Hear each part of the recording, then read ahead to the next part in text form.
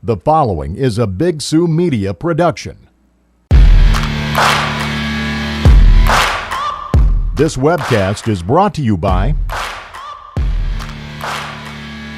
Adam Jones Plumbing, BXCC, County Fair, Dell Rapids Ace Hardware, Dell's Auto, Dell Rapids Chamber of Commerce, Dell's Electric, Dell Rapids Lumber, Dell's Materials, Dell's Nursing and Rehab Center, Dell's Theater, Dell Rapids Realty, Ed's Produce, Executive Recruiting Consultants, Fever Pains Implement, Golden West, Journey Painting, KTP Repair, Landmark Realty and Auction, LG Everest, Local Best, Norby's, Pizza Ranch, Rapid Fitness, Romans Automotive, Rosenbauer, Schwabach Realty, Sioux Falls Specialty Hospital, Spruce Glen, and TNC.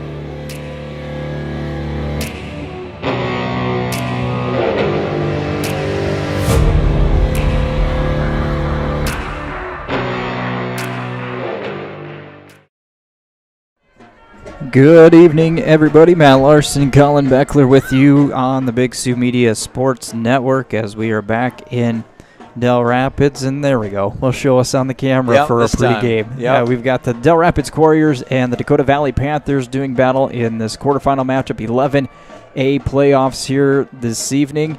And this is going to be a good game, I think, here between these two teams, rematch of opening season. Yeah, and I've been saying this since I've had the pleasure of doing this.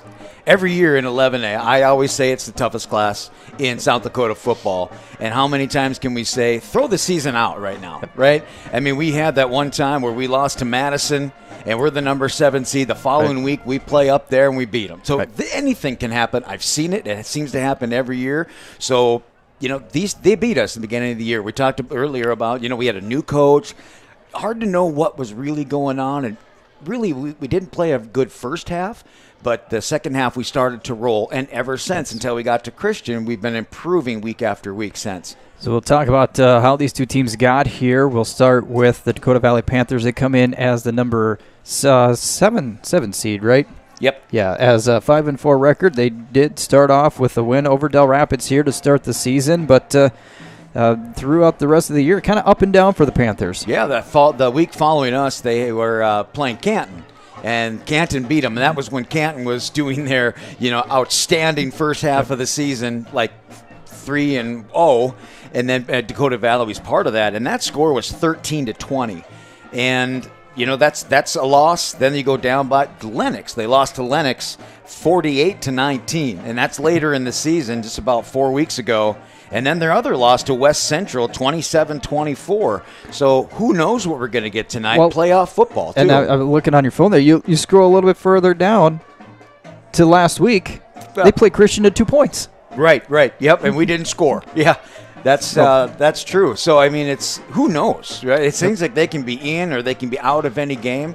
It's going to come down to execution, and it's going to be fun to watch them tonight. It'll be a great game. So that's the Panthers. Again, they are 5-4 overall in the regular season, come in as the number 7 seed in the 11A playoffs. Dell Rapids 7-2. and they are the number 2 seed. A big win last week in Lenox to secure that number 2 spot. You've seen them all season long.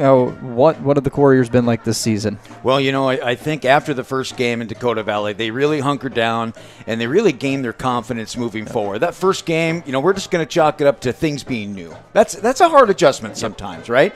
But you look at going through the season, we run into Sioux Falls Christian. And so we know we didn't score on them. But what really kind of gets me is last week's game. Yes, we won 26-12. But it was like 14-0 at halftime. Yep. And all of a sudden, they score. And they score. And we kind of had a third-quarter meltdown. And then there were a couple things that went in our favor that got us to get another touchdown and another touchdown. But that game was a lot closer than what the final score ended with. Well, again, let's talk about the matchup tonight between these two teams. As we mentioned, it was the beginning of the year. I think the teams are probably drastically different than they were that first game of the season. What was it that you saw in that first game that you kind of key on here tonight? Well, I'm really keying on, I think, Dakota Valley, their offense. They have a lot of different formations. You'll see a lot of 4 receivers, 2x2. You'll see a lot of shotgun. You'll see some pistol formation. You'll see a lot of motion in this offense. So, they're just dynamic that they have a lot to run. Now with Dell Rapids, last week, they really opened the playbook. And I'm glad they did that because you need to practice those plays to be able to move forward. And we've seen Dells in the past save a lot of their plays till they get to the playoff or even the Dome last year that we didn't expect. But they're there. If we need them, they're there. And I can just tell you that the last game, little bit of wind in Lenox. But, man, Cooper Frost played the game. I mean, his so good spiral, on point, and he didn't have to run all the way back on his rollouts. Line just really protected him well, and it was really fun to see him play at that level heading into this week. You mentioned him. I haven't got a chance to see Dell Rapids play live too much, but I went back and I've watched it. It was almost a night and day difference from Sioux Falls Christian the way that Cooper played against the Chargers to then last week against the Orioles.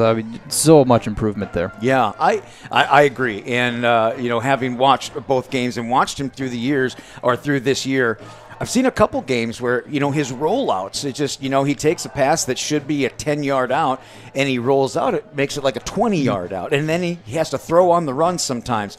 Good thing he's athletic to do that, but that's not best case scenario. So I think the fellas up front, great line we have, but maybe a little more focus, maybe on pass blocking instead of getting their stances. Maybe go another half a foot closer to stop those linebackers from blitzing, because Lenox seemed like they sent one guy all the time.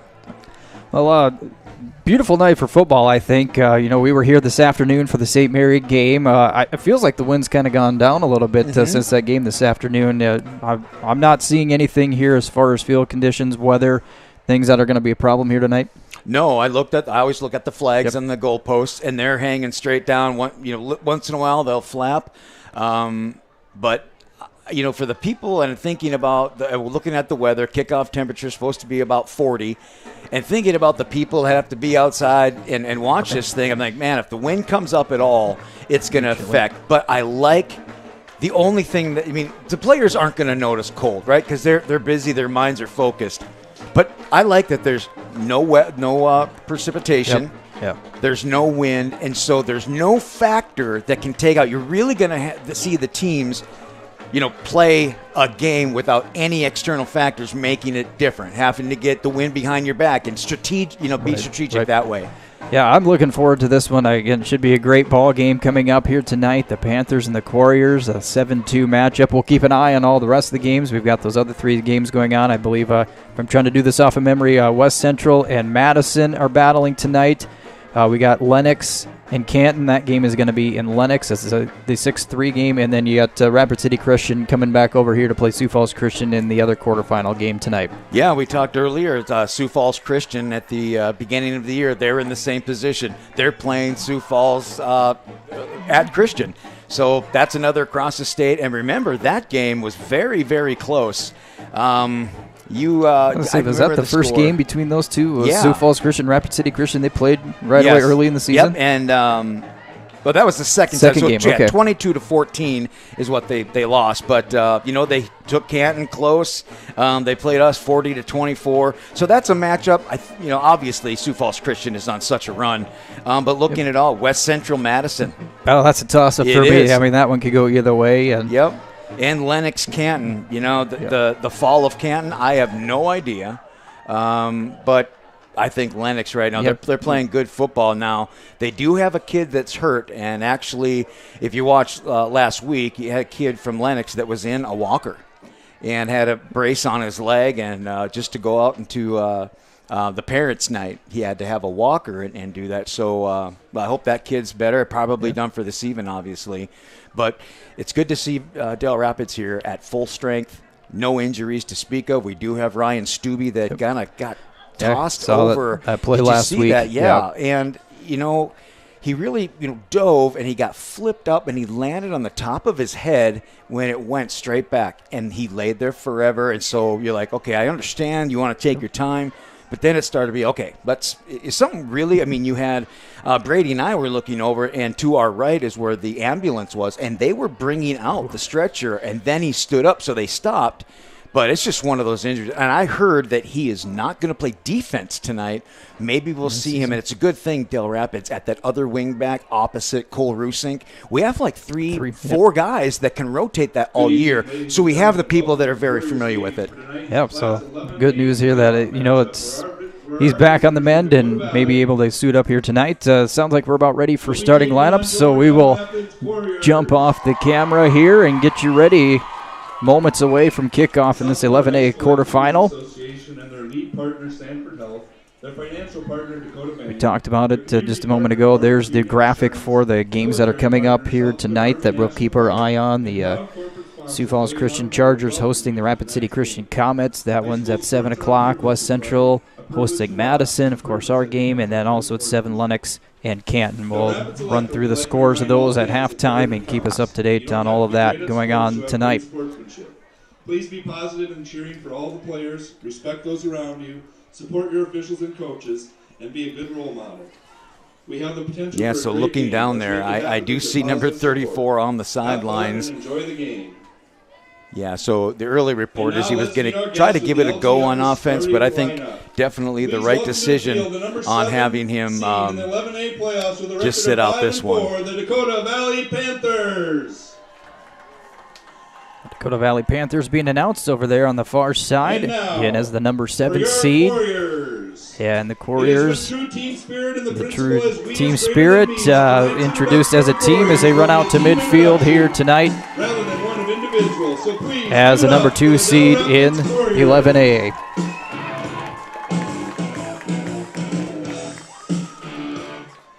Dell Rapids and Dakota Valley set for a big one here tonight. I'm glad you are able to join us here on the Big Sioux Media Sports Network. We had one game earlier this afternoon. The St. Mary Cardinals at 3 o'clock kickoff against Kadoka area got a 36-0 win to advance to next week. Hoping for an outcome like that here.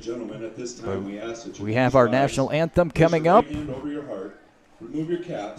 We'll see if we can listen into the Dell Rapids High School pep band.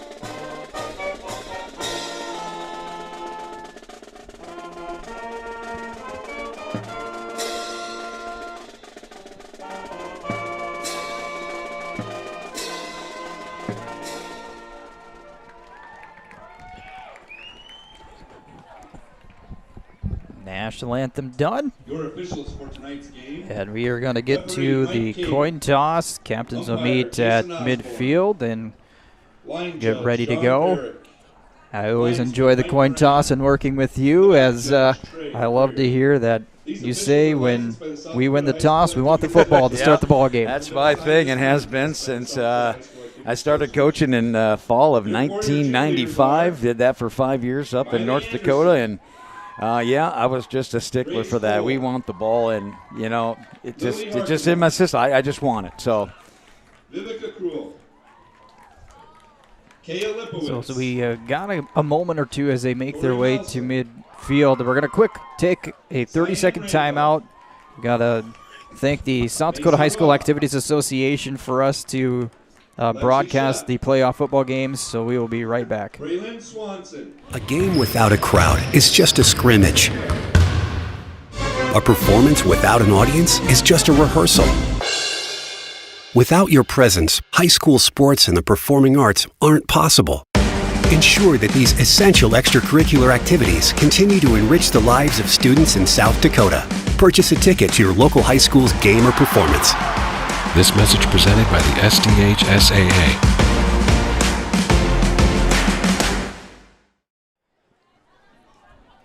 And thank the Activities Association allowing us to broadcast. Coin toss complete. It looks like Dakota Valley has won and has deferred, so the Quarriers will receive to start tonight's ball game. Yeah, once again, the Dell Rapids captains, and number 3, Cooper Frost. And you have, Cole Rusink, Quinn Carr, and Lincoln Fursdahl.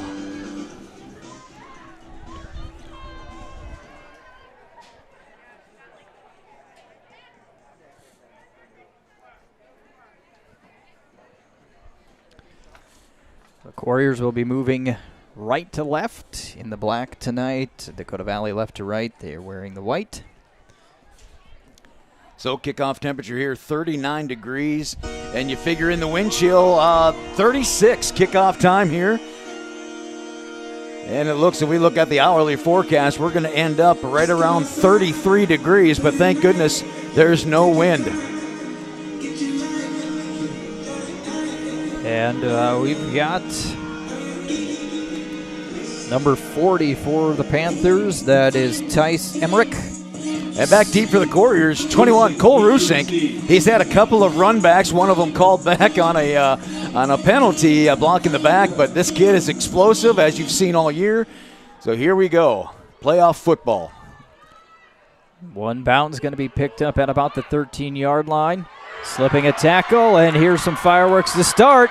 Down the sideline, one man to beat. Rusink, is he gonna go? There he is. Touchdown, Quarriers. And Matt, number 22, Lucas Keener, had the key block on the outside and just created a nice backdrop for Cole to go right behind him, and he held his block, and it looks like he got swung around by the lineman from Dakota Valley quick. But if that block wasn't there, that was a big lineman, would have hit him out of bounds. So great deal right there, Lucas Keener, showing up all year long, but right there to start the game off. Matt, that's why you want the ball first. That's a way to start and set the tone for this one. Quarriers on the board on the opening kickoff. 11 seconds into the ball game, and we've got an extra point attempt coming up here. We started off the season doing a lot of two-point attempts, and, man, we just didn't have luck. But Cooper here, he's been having such great things. Some of his kicks, extra points, could be made from 30 yards. But here we go. 11 seconds into the game. It's nice to be sitting 7-0. 7-0 Quarriers. We'll take a break.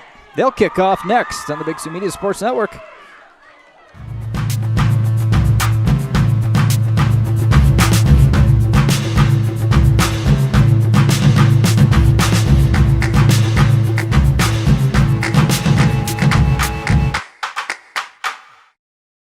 Dell Rapids Realty is the preferred hometown local real estate company of choice. Serving eastern South Dakota, broker-owner Cody Burgraff and Dell Rapids Realty have the answer to all of your real estate needs, whether you're buying, selling, or investing. If you're in the market for residential, commercial, agriculture, or investment property and want the most knowledgeable, experienced, aggressive, problem-solving broker working for you, then call Cody Burgraff and Dell Rapids Realty today for complete confidence that as a client of Dell Rapids Realty LLC, you will see results, not excuses, producing, not pretending.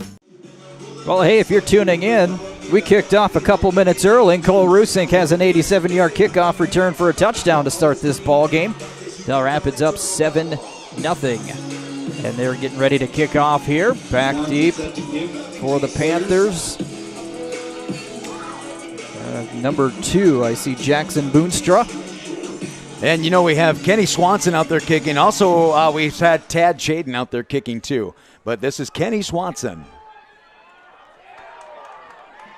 Good spin on that, making the Panthers have to diving on that one. Carver Fritchen. 1st and 10 for the Panthers on their own 31. They normally say that games are won between the line scrimmage. And you'll see our linemen, I don't know how often we actually send a linebacker blitz, but these guys are playing so well right now, particularly off last week's game. Coming to the right side. Good block there, and the Panthers are going to have a pretty solid gain on the carry. That is Boonstra. Just short of midfield. Good outside blocking there by Dakota Valley. But, as I looked right, it was right in front of me. I think it looked like it could have been a hold. It was questionable. Maybe that's why he didn't throw it. But the officials are going to have to watch this. I can see this getting a little ticky-tacky. Sorry. 2 left, 1 right. Pass play coming. A lot of time to throw. Coming to the near side is complete. Jake Pick with the throw over to Carver Fritchen. With the 4 deep, the 4 receivers are out there. It kind of looked like we're playing man-to-man, but then we had our free safeties. We had actually 2 of them, so we were actually, 6 in the back of scrimmage here. And nice because you had Lucas Keener, jump that route, miss it, but Drake Eastman right there to pick up the slack. Option keeper, breaking some tackles. Finally going to be ridden down. That's Drew Lucan. Apologize, Lucan, the quarterback. The 5 looked like a 6 earlier. Cross midfield to the 49 of Dell Rapids. I like to pay attention, and you can really tell, how fundamentally tackling needs to be. I talk about this a lot. You have to hit him lower, take his legs out. You had 3 people hit him up high, and he bounced off those 3 until he was finally pulled down. You got to hit that guy low. 2 off to each side. Man in motion. And the pass is incomplete. Looked like it went in between his 2 intended receivers there, Lucan. One of them there, Emmerich. And also in the area was Preston Konopasik.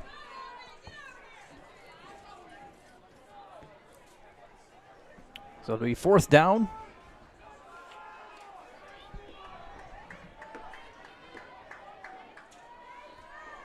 Rusink back deep to receive for the Quarriers. Rusink is back deep, and we got a penalty here coming in from the side.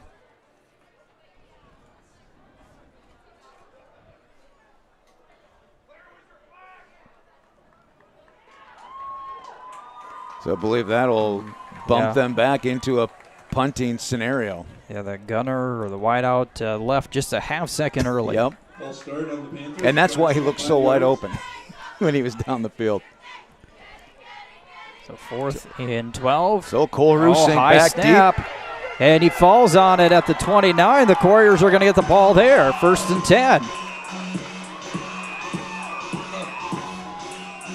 Quarriers will take over on downs. Dell Rapids is going to get kickoff return for a touchdown, and now a muffed snap on the punt, and they take over on the Panther 29. You know, there's a lot of electricity here. The music's good. The fans are down there. This is a packed venue over here, even across the way for an hour-and-a-half drive. But it's playoff football, and what a good break for the Quarriers. I'd like to see them open up the playbook, but this is their first series. 3 seconds there. Get it off just in time. Handoff goes up the middle. Not a lot of room that time for Quinn Carr. Now, Matt, did you watch on replay any of the Sioux Falls Christian game? A little bit. Yeah, and you would have seen, you know, and I was talking about this during the game, that Quinn Carr play, I love it, right? I absolutely love it. But we ran it about 8 times where it absolutely went nowhere, and every time it was a loss of 1. And we just tried to stick through it. And with that team, you need to be able to alter that in mid-game. Movement, they're going to stop this early. Indication is jumping off sides by the Panthers, so that'll make it a 2nd and 5. Right now, the early mistakes being committed by the Panthers.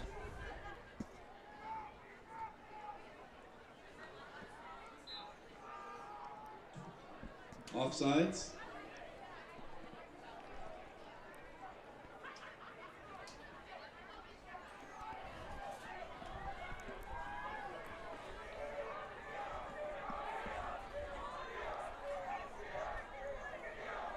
Move the tight end from right to left. Frost hands to Rusink. Through the hole, and he's got it near the 10-yard line. Nice run for Cole Rusink. Yeah, we talk about hitting low and tackling. That's one kid right there that you're going to bounce off him, right? He's a kid. He sees the field so well, side to side, great football IQ, and he waits for his blocks, or he'll find the seam somehow, and you just see it right there. He is just playing outstanding the last couple of weeks. Gunnar Montaigne with the tackle. 1st and 10, though, for Dell Rapids.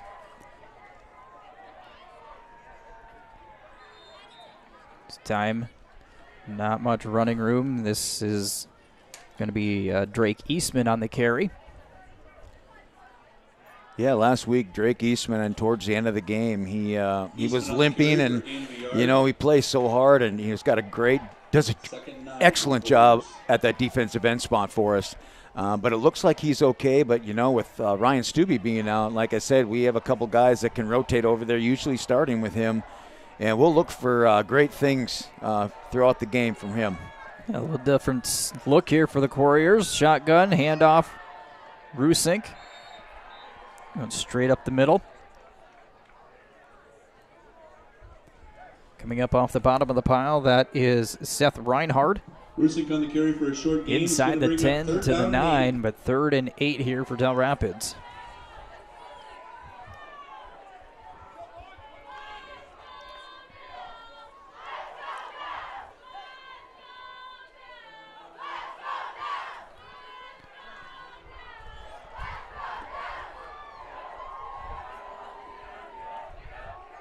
Back in the double wing here, Frost. Going to give to Rusink. Waits for the hole, diving forward. It's going to be close. Mark him a yard short, it looks like. At the 3, needed to get to the 2, so now 4th and 1. Rusink brings the ball down. What do you do here? Well, I tell you what, this is normally where we do a Quinn Carr quick hit up the middle. We saw what we did the first time we ran that play. It was stuffed right at the line of scrimmage. I'm thinking you got to put the ball in Cole Rusink's hand in whatever play you choose. I was kind of half thinking you're at the 3-yard line. That's an extra point. Maybe put 3 on the board. But hand off to Rusink. And I don't know if he made it. I do not think he did. But, that's what they like to do in those scenarios. If anyone's going to gain 3 yards, it can be him. But, when your back's against the end zone like that, there's not a lot of room, because you move those linebackers into the box, so to speak. That's within 5 yards of the line of scrimmage, and you're so compact that play is going to be tough to get through the A or even the B gap. So maybe like a fake dive and a quick jump ball out to Tad Chaden, who's got a couple inches on the D-back out there. Everyone knows it's going to go to Cole. So we switch sides, or switch possession, and right off the bat, a big run here for Jackson Boonstra. Boechler carries Takes it to the 16-yard line, gives the Panthers some room to operate, and it's a 1st and 10. You know, for your first offensive series, to start at the 30 and almost make it there, I hope we learned something and got a good feel of what we're up against here. Coming to the right side towards us, Boonstra is able to find a hole, get across the 25. Coming up off that pile is Kenny Swanson. You know, you had Tice Emmerich, sophomore out there on the right tight end, leading the way, kind of setting up that big block. And, you know, for a sophomore, 6'3", 234, leading the way there on that right side.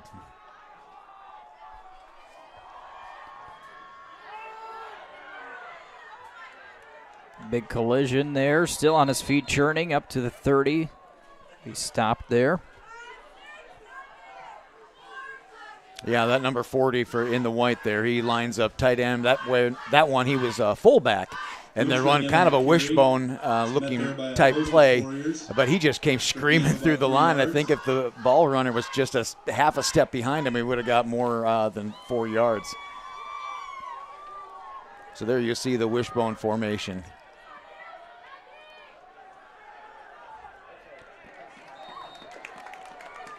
Nice stop up front. Taking the run was Kanapasek.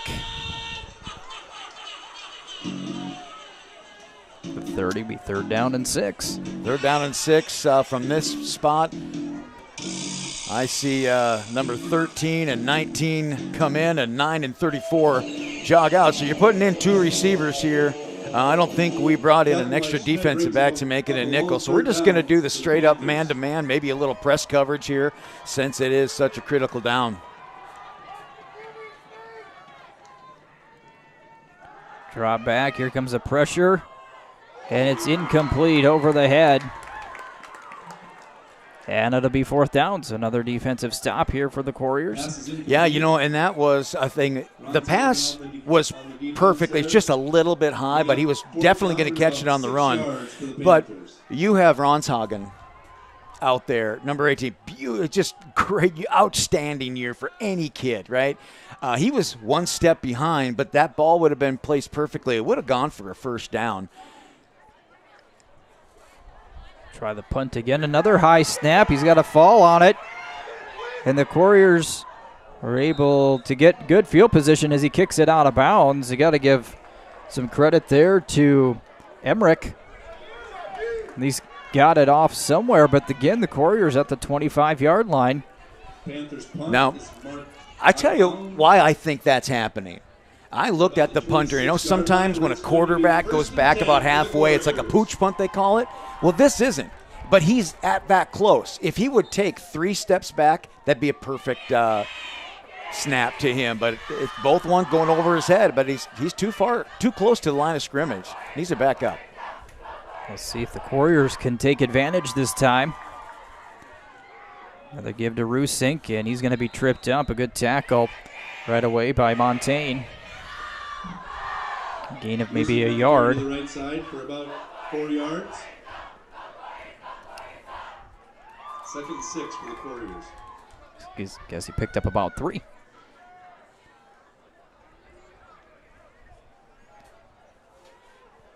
I like what the Quarriers do here. You know, right now they just took out Tad Chaden, who's really important on the defensive row, and they put in number 9, Carson Pay, and to give him a little bit of a break here on offense.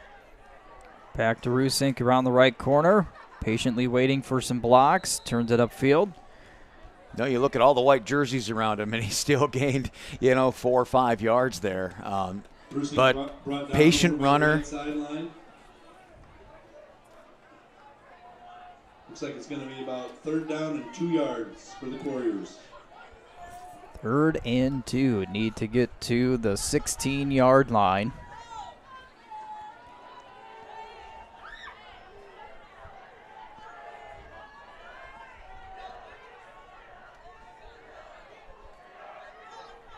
Hard count, everybody back.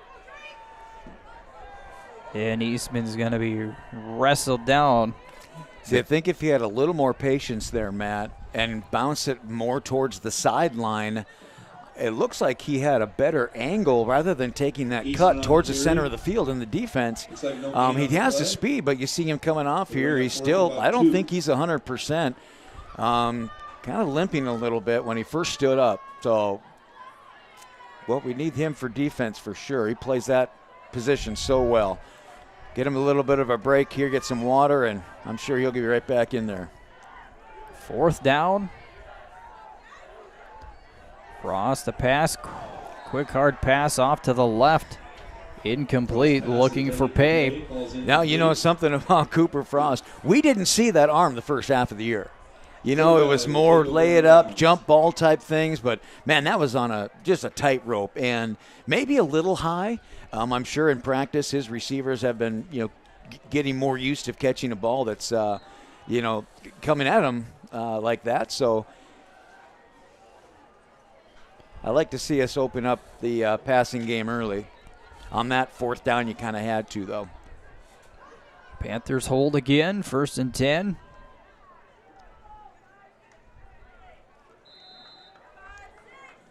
Short little gain this time. So when when Dakota Valley goes into a formation where they have no wide receivers, you'll see 9 Quarriers in the box. And they're just trying to prevent that run. Here you see they're coming out in the wishbone formation. You got a fullback, 2 running backs, and 9 in the box. Here comes your contain to the outside. Left side down the sideline, forced out of bounds. Boonstra with a good carry across the 30, and he'll have the Panthers a 1st down.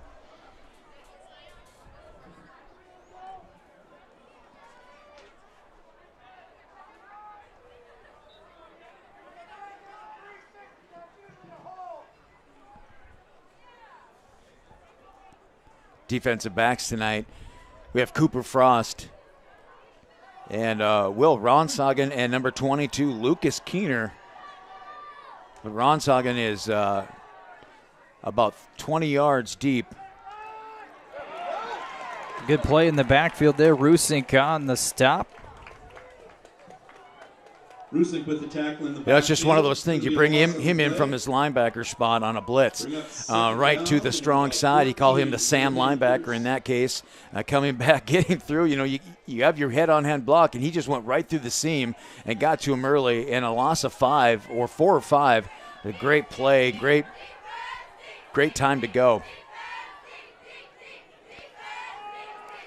On the left side, big hit there. Boonstra on the carry. Picks up a couple. Penalty flag came in as well. Holding against Dakota Valley. Holding against the Panthers.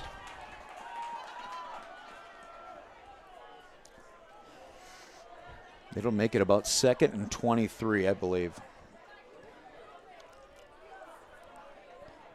This goes back to the 20-yard line. They need to get to the 42.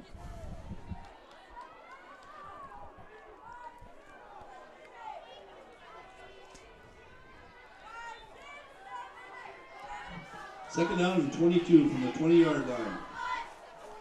They send 1 wide receiver to the left side for them.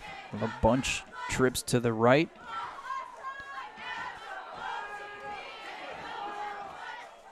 Pass is incomplete over the head of his intended receiver, looking forward to Georgia. I think you have some coaches over there asking, there was a little bump before that ball was in the air. I think is why they didn't call a pass interference. But the coaches were wanting a pass interference, just simply that bump, and that's why the ball looked like it was overthrown. But there was contact here about the 40-yard line. And, kind of a break for the Quarriers here to have that happen. And that ball to sail over his head. 3rd and long. Quarriers have stopped Panthers on 3rd down the last couple of drives. Pressure coming. Throw to DeGiorgia. Gonna be intercepted, maybe. He does have his feet in. Yes, Rusink they're gonna do it. Yes. Interception by Rusink. Got around midfield. Yeah, that being a passing down right there. Yeah, you watch the play here. You'll see Rusing come all the way across the field on a help defense here. So here he comes right there. He jumps it and, man, gets his feet in bounds.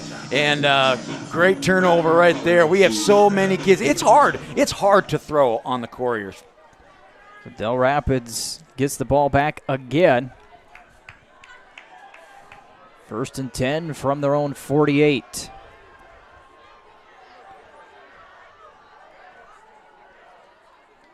One's going to go up the middle. Pile moves to the 50-yard line. Maybe the Panther 49. Ball the middle for about 3 tough yards. Carr on the carry. And that, let's see if that's going to be our final play or not. Quarriers do not have to snap it here.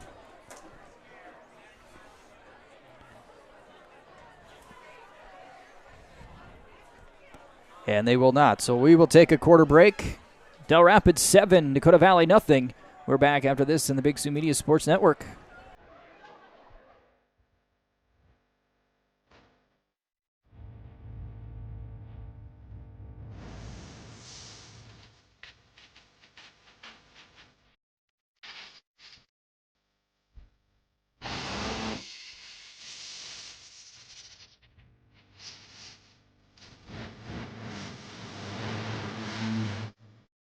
Getting ready every day to serve you, our customers. Are you an enthusiastic sports fan? Want to have fun and get in on the action? Heck yes, that'd be awesome. Have great attention to detail? Want to stay active? Definitely. Want to give back to the student athletes in your community? Obviously, yes. Then you'd make an excellent high school sports official. We need more officials in South Dakota, because with no high school officials, there are no high school sports. Sign up today at highschoolofficials.com.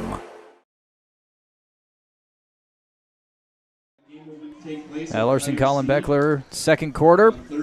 Dell Rapids leads 7-0. It was a 87-yard kickoff return by Cole Rusink to start the ball game. Dell Rapids has had opportunities to really run the score up here. A couple of punts, snaps that were fumbled. They've had it deep in the territory. Here's an interception. I'd like to see the Quarriers capitalize on one of these plays here. I was just going to say that coming out of break that, we really didn't cause the turnover, right? But then we couldn't capitalize them. So right now I'm thinking, hadn't it been that, long run or whatever, we'd still be kind of struggling, kind of find who we are. So we'll see if we can have a long, sustained drive and end with a score. This one's going to go up the middle. I believe they're going to call him down. The Carr. official on the near sideline here is calling him down. Panthers are screaming they got the football, but I think Carr's knee was down before he lost it. And that's what they're going to call, so it'll be third down. Short gain on the play by Quinn Carr. It's going to be 3rd and 5 for the Quarriers. Third down and 5 for Dell Rapids.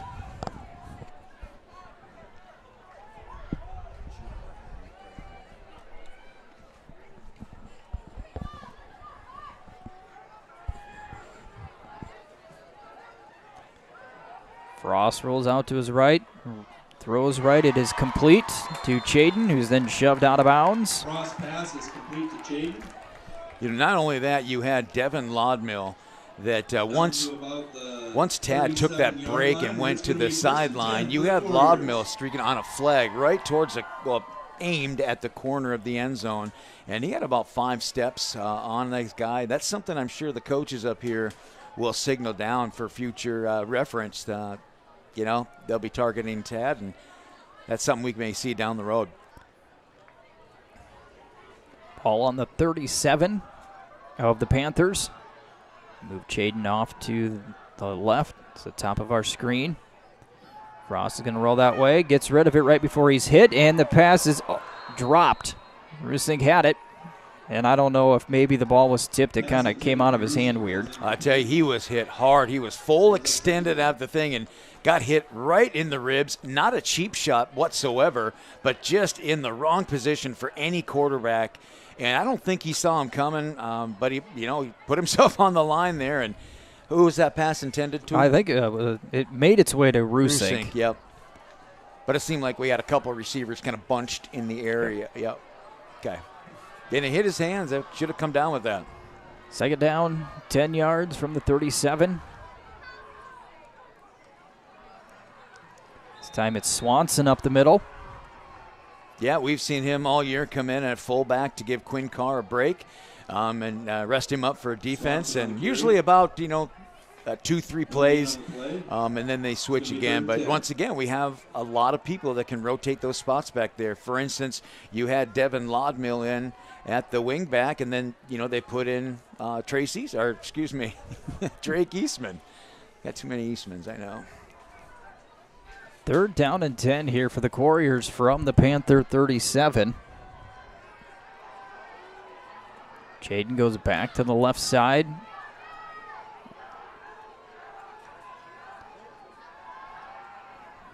Quick pass is complete to, I believe that's Eastman. I think there's much of a gain on that one either. Pass is complete to Eastman. So two receivers out there. So they brought two defensive backs, and then they put a safety behind him. So really you had two, receivers, three defense, perfectly thrown ball, but, no gain there. So you got to be able to, read those zone types, even if it's in just one spot of the field. I would consider that a zone defense because you're in a passing situation. Quarriers come back in a punt formation here. Good long snap. Angled kick. And the Quarriers are going to get it down inside the 5. Yep, as soon as the ball is touched there, that's the whistle could be blown right there. It was just a late whistle, but as soon as that ball's touched, does not need to be possessed, just needs to be touched. That's one of those rules that it's different from the Sunday night league. Oh, they're going to call it a touchback. They are, huh? Okay. It's going to be a touchback. It's All going right. to bring the ball out to the 20-yard line for the Panthers. First and 10. So it'll be 1st and 10. Yeah, according to the side judge, though, is the closest to it. Ball out to the 20, 1st and 10 for the Panthers. They've been shut down on 3rd down on their 3-4 drives. They spread it out with 2 wide receivers to each side. Quick pass out to the left, over the head, and incomplete, looking for Boonstra. That was intended for Tanner Boonstra. The Lucan's pass goes incomplete. 2nd down. And it looked like that pass, if that would have been complete, it would have been maybe a yard because we had 3 Quarriers in pursuit to that side of the field. And I don't see much more than a yard coming out of that play had it been completed. A little bit more bunched up here. Going to go to the right side. Got around the corner, then shoved out of bounds. Jackson Boonstra will be close to a 1st down. Definitely their most successful play thus far in the game is to run and get to the outside, try to get to the sideline, step out, stop the clock. But the Quarriers need to find a way and talk about this at halftime on how to stop that. I don't know if you put in an extra lineman and move the defensive end out, but you got to contain that outside. This one goes up the middle. And Boonstra takes it to the 40 for a 1st down. Yeah, it seemed like he really got to the next level fast to the linebackers. But then you see when they helped him up. Who helped him up? 2 offensive linemen were right by him. So Boonstra takes it up the middle. Allowing him to just, well, that's hard to defend. That's enough. For Dakota Valley, 1st down. So on the move are the Panthers to their own 40. Going back to Boonstra on the sweep to the right, and he's cut down in the backfield this time. Yeah, that time the Quarriers put 5 on the line of scrimmage and moved that outside linebacker there to the short side of the field, moved him up a bit, but you had a straight blitz coming from like a defensive end type position, and the linebacker was going to fill that defensive end. But that was a design blitz from the end there, and if it wouldn't have gone away from him, fine, but it was, based on what they've seen the coaches so far, made the right call there. Loss of about 4. Eastman with the tackle. Dell Rapids. Back to pass. Ball sacked in the backfield. Thought the ball maybe came out. That is Rusink on the sack. Had the quarterback look for that, would have been a 40-yard pass, not counting the length is 40 yards, but laterally too. I mean, it's probably a 50 yards in the air, but double coverage that you had right now. You have, Will back there. He's in a zone coverage, kind of playing a single free safety. Now you back up Rusink there, so they're in a cover 2 deep. And a penalty flag's going to stop this play. Yeah, so very smart decision. You know, with 3rd and long, you got to protect that first down. It's at the 50-yard mark, so that's why you see those 2 back there, and they're just going to jump any route. So any success that the Dakota Valley is going to have, it's going to have to come on a short pass, probably try to gain half of what they need back this play. But I don't know. I think you have to go for it all here, too, as this is not 4-down territory. And the offside penalty on Dell Rapids moves it up 5 yards to make it 3rd and 15. They send one wide out to the left. They bunch up some wide receivers to the right. Lukin back to pass, flings it across the middle, and some open blocking in front. That's going to be a first down as the catch is made by Tanner Boonstra. And he picked up 17 yards to the Quarrier 48. So on that screenplay, number 54 and 56 were out there. They were the lead blockers for that screen. 240 pounds each and both 6'3". And they move pretty good out there. And that's a great gain. And to pick up that first down on 3rd and long like that, 3rd and 15, good play call. Boonstra up the middle, spinning out of tackles and flung down.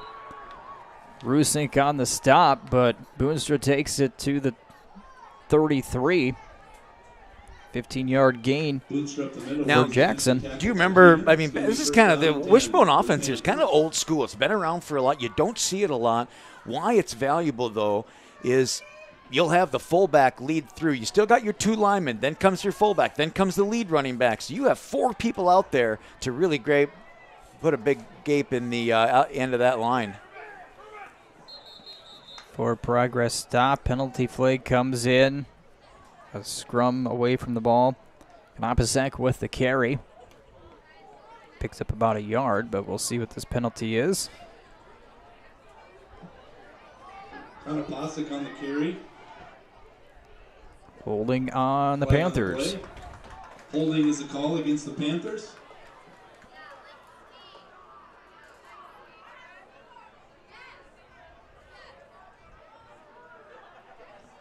So right now it would be 2nd and 9 from the 32. The hold happened at about the 28, so it would move them back to the 38, make it 1st and it's about 15.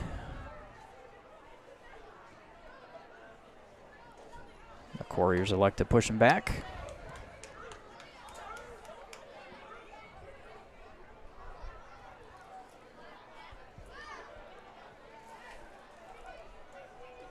You know, in 11A football this year, on some of our away games, and we've seen it, that some of these high schools, the ref is actually mic'd up to be able to do the penalty call over the PA system. I think that's something Dells would look into doing. Another added benefit for the fans.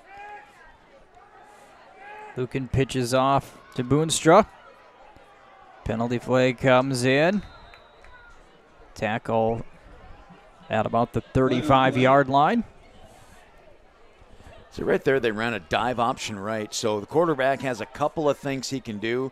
He can either give it to the dive back, right? That's number one. Or number two, he can follow that and have him as a lead blocker. He can run out to the end, and he can look at that defensive end and find out if he's out or if he's in. And if he's out, he could cut up. Or he could run right to him and then pitch. And so there's a lot of different things, moving parts in that scenario. And every time a quarterback does that, he's going to kind of learn when he runs to that side on the same options plays that, he's going to get a good read and look for that to get better as we continue through this game. So another hold. Moves the ball back to the 46, the Panthers. Still first down. They've gone backwards the last couple of plays. Luke into pass, still looking. He gets it back to the line of scrimmage, throws it away, second down.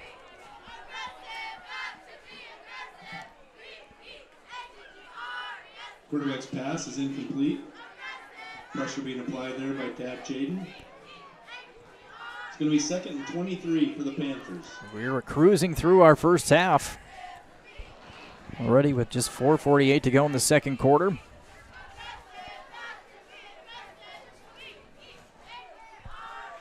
A couple of story points that we'll talk about at halftime. Panthers going to spread it out.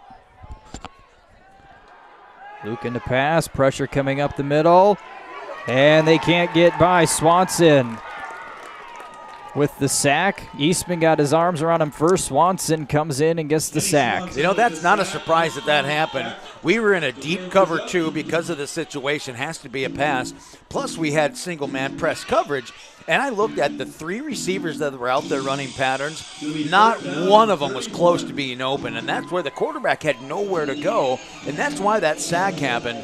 You don't have much time to get rid of it, by the way, but you have to kind of wait as a quarterback and take a deep, like a 7-step drop, because you got to give your receivers a chance to get all the way down the field to even have a chance at a first down. Now 3rd and 31, and here we got a timeout called by the Panthers. With 4:02 to go, we'll take a timeout as well. So we'll be back after this on the Big Sioux Media Sports Network. Dell's Electric is your helpful, friendly, and on-time electricians in Dell Rapids and the surrounding area. Whether it's residential, new construction, remodel, or commercial services, Dell's Electric is here to serve you. Dell's Electric is also a Cummins generator dealer and handles in-floor heating installation. Let Mike Carpenter and his knowledgeable staff handle your electrical needs. Call Dell's Electric at 605-428-5700.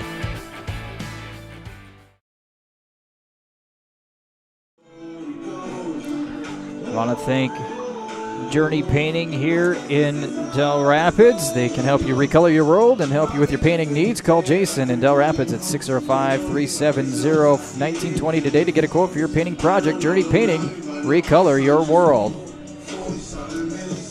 We come out of the timeout. It's going to be 3rd and 31 here for the Panthers as they have gone backwards. They had a good drive going after forcing the Quarriers to punt. They started on their own 20, a couple good plays. But some holds and a sack. And you're going to have to try to throw it to the outside sideline. The middle's going to be covered. Good time here for Lucan. He's going to heave it downfield. And it is incomplete.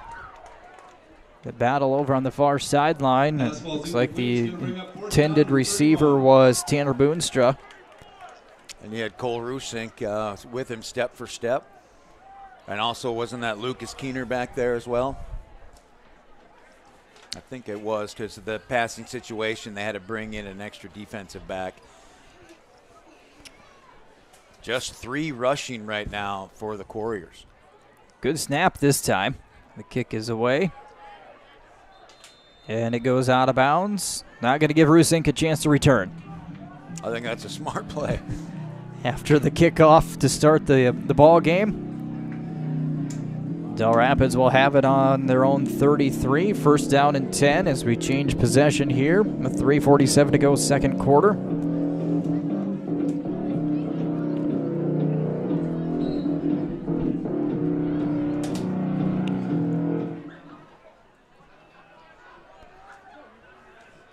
See if the Quarriers can get a sustained drive going and put a score on the board before halftime.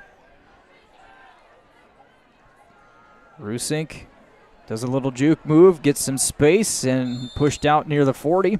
Great example there of Rusink. Did you see how he waited for his block? That block was there by Kenny Swanson. And as soon as he made that hit, Cole Rusink was looking to go either side of him. That time, the outside looked more open there. And it's just, he's such a good runner. Reminds me so much of his older brother in that fact that they are just patient runners. It's a nice pickup of about 7 yards. Second down and 3.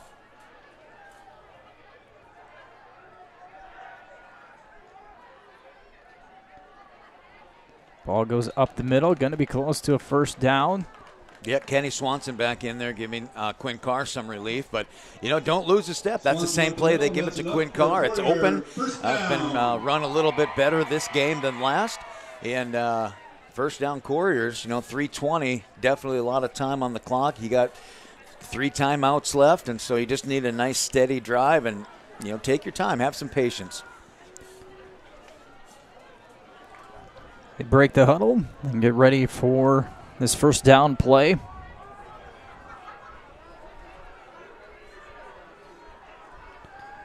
Frost back to pass, throwing it downfield, and it is caught.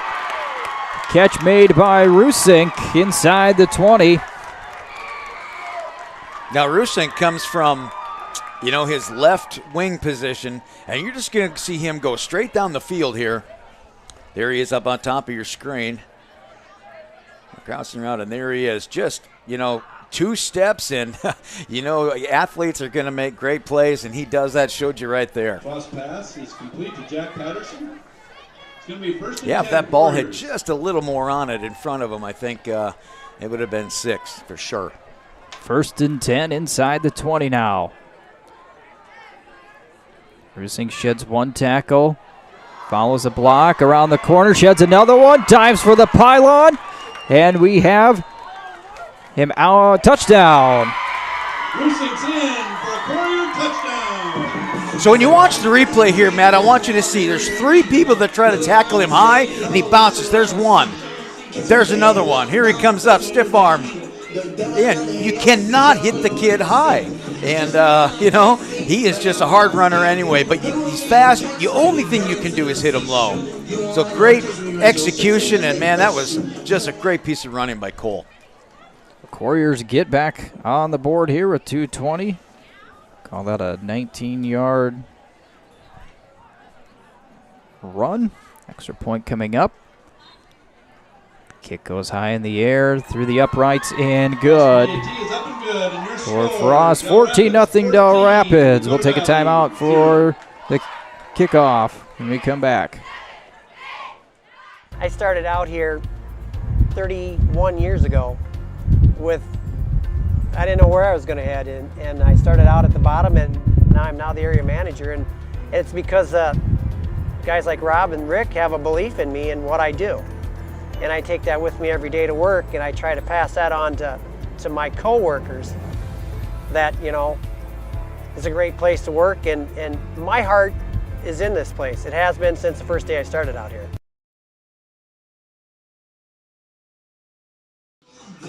Take a moment to thank the Dell Rapids Chamber of Commerce. The following is a If I big click the right button, there we go. Visit their website, DellRapidsChamber.com. Information will be coming very, very soon for Christmas at the Dells. It will be December 5th through the 8th. So again, follow them on Facebook. Check out the website, DellRapidsChamber.com. Quarriers leading 14-0. A couple of touchdowns for Cole Rusink. One on the kickoff to start the ball game, and moments ago, a 19-yard run. Frost with 2 extra points, and now Swanson ready to kick. Quarriers up by 2 scores. Short little kick again, and will be covered up. Sliding down to cover that, I believe, is Preston Kanapasek. And the Dakota Valley will have it again, 1st and 10 from their own 39. One thing we've seen from the Panthers, they've had moments of good drives. Yep. And then they've had moments where they've kind of been their own worst enemy. Yeah, you know, when you have penalties like that and push yourself in a forced pass situation with 3rd and longs, you can tell it right there. The Quarriers in the defense are just so good at their defensive spots. As you saw right there, great tackle by Cole Rusink. Pass complete to Tanner Boonstra. Tackled immediately. Pass is complete. Gain of about 5. 44-yard line where he's tackled immediately by Rusink.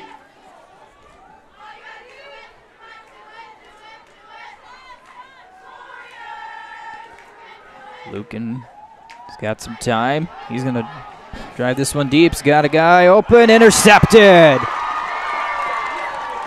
Rusink again. Pass is intercepted by Rusink. It's going to be 1st and 10 for the Quarriers at the 19-yard line. Well, here's our Dell Rapids Dental replay as Lucan tried to just launch it up. Now, Cole Rusink here, he has the man-to-man coverage on this route, as you can see when we get deep. And Will Ronsagen, he is actually the free safety down there. So Will made a great read at knowing where the ball was going to go. They both ended up right at the right spot, and it gave Cole the opportunity on his man-to-man coverage to jump up and grab that out of the sky. And Will was right there. Anybody could have had that play, but good team defense back there. Just think dancing around looking for somewhere to go. Going to be tackled by Easton Van Scoik. You know, 1:35 left, plenty of time with 3 timeouts left here to, have some explosive plays down the field. You see a 4-receiver set here in the pistol. Frost looks to his left and overshoots his intended receiver, incomplete. But with those receivers, being all over, you got Will over there as a receiver. We've seen him come in quite a few times this year on the offensive side of the ball and done a wonderful job. Caught a couple, had a touchdown the other week. And but these Panthers are going to be playing about 4 or 5 steps back normally, kind of playing a prevent-type defense with this much time on the clock. So they'll come out in that same formation. You have Will and Tad Chaden on the high side of your screen. Incomplete, right through the hands of Eastman. It's going to be 4th and 9 for the Quarriers. Set up 4th down and 9. I want to see what kind of position they have, but the Panthers have 2 timeouts left in the first half. Probably going to get it here with about 1:10 on the clock. And definitely probably on this side of the field. And we just need, the fundamental good snap, good kick, and not see what the Panthers did on their punting attempts. See how much further back our punter is than what theirs was, and that's Kenny Swanson back there. It's a good kick away. Fair catch, dropped, recovered. Yeah, just the differences in how far back you are. It makes a big difference. But that's how they run theirs. We just have the capability of having a great long snapper that gets it that far back that quick. Near disaster averted there by the Panthers. Fritchen able to recover that after slipped through his hands. 1st and 10 on their own 49. So we're in a total prevent, only rushing 3 linemen. Basically just a pure spread with a deep cover 2 on this as well. Lucan drops back, throws to his right. It's complete. Quarriers quickly cover him up after a gain of about 7. Yeah, what the coaches tell you here is, for their defensive back, keep everything in front of you. Don't try to jump any route. Don't be a hero. Let the ball be clobbed. Nothing get behind you. Lucan, plenty of time to throw, comes short, incomplete over the head of Boonstra. Good coverage there, number 24, Jackson Pepple. Just a sophomore, 5'11", 150, out there at a linebacker and stuck in. And they bring him in as an extra D-back because of the time and down and distance to go here. 14-0 here, 43 seconds. 3rd and 3 for the Panthers on the Quarrier 44.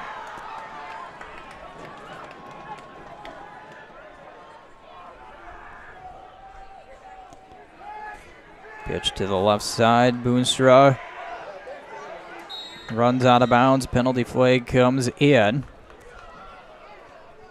As it stands, it would be a first down run. Yeah, I was watching the backside pursuit, so I did not see what kind of penalty that was.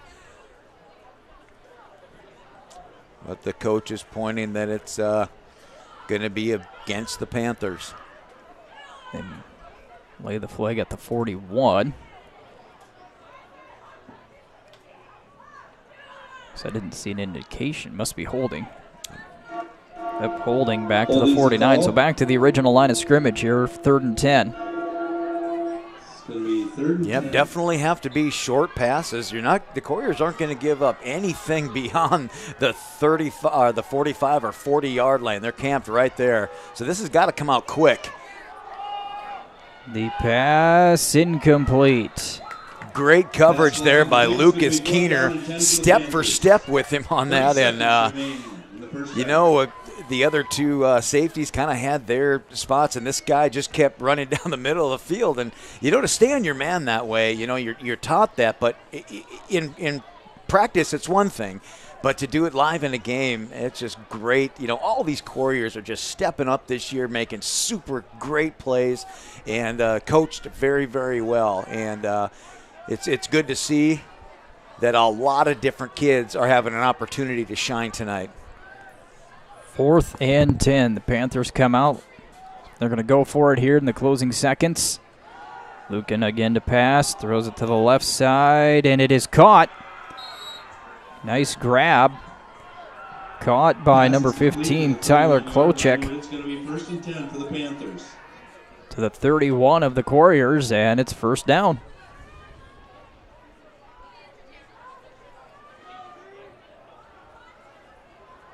Yeah, little sparks of greatness here by the Panthers. Just can't quite put together a drive. And, the Quarriers have gotten lucky on a run back and a deep pass and a Cole Rusnick 19-yard run. And that's a difference in the game, just ending and finishing drives. The pass play coming up to the right and incomplete. Looking to turn it upfield before looking it all the way into the hands. And why do you think that is? Who is in pursuit of him? I think he heard Cole Rusnick over there. Some footsteps. Yeah, he heard some footsteps, and I know he did take his eye off the ball. But, definitely his presence felt, and I imagine that's not the first time that he was pursued and probably hit by Cole Rusnick. So that's what, making those good hits early on in the game definitely have the receiver's eyes wandering. So.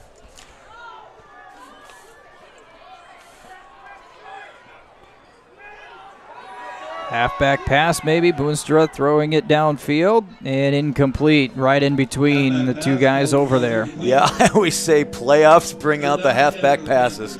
That is for sure. But as you saw, we had 1, 2, 3, 4, 5 Quarriers in between those, around those two receivers that were that pass was intended. I'm not sure which one, but definitely a lot of coverage when you throw it deep. So. Stick to those sideline passes, shorter type things. You want to get out of bounds here, so look for a sideline pass. I would say to the short side of the field would make sense with 12 seconds left, but you do have 2 timeouts. Lucan looks right to the middle, throwing it deep, and incomplete. Right there again, Lucas Keener on coverage and breaking up that pass play. I believe this is the most all year I have said Lucas Keener's name while on defense. But that was one of those plays that sometimes you have these designed where the quarterback, takes a 3 to 5 step drop and just throws it to a spot that's predetermined in practice, and that gives a chance for, the receiver knows where it's going to be, doesn't have to look back. You put, the quarterback just throws it to a spot, not particularly anyone. And that one, that's what that play was, and hadn't it been for Lucas Keener's spot on defense, you may have saw a different outcome there. Timeout here. We'll take chance to thank Rob Shop. To win in sports, you have to adapt your strategy as the game changes. The same is true of investments. Rob Shop, your Edward Jones, a financial advisor, can review your game plan. Call 605-428-4090 today. Edward Jones, member SIPC. And also thank KTP Repair, specializing in ATV, UTV, and snowmobiles. They are your local one-stop shop for all of your service and repair needs, from oil changes to complete engine overhauls. They also have thousands of parts and accessories for you to choose from with professional installation, located between Dell Rapids and Colton. 929-6673 to schedule your appointment today. Again, a big thank you to KTP Repair. 4th and 10. Final seconds here. Lucan dropping back. Pressure coming. Brought down from behind. Carson Mason for the sack. That's going to the end. And that'll end our first half of play. As you take a look at the Dell Rapids Dental replay on this one, just right off the right edge.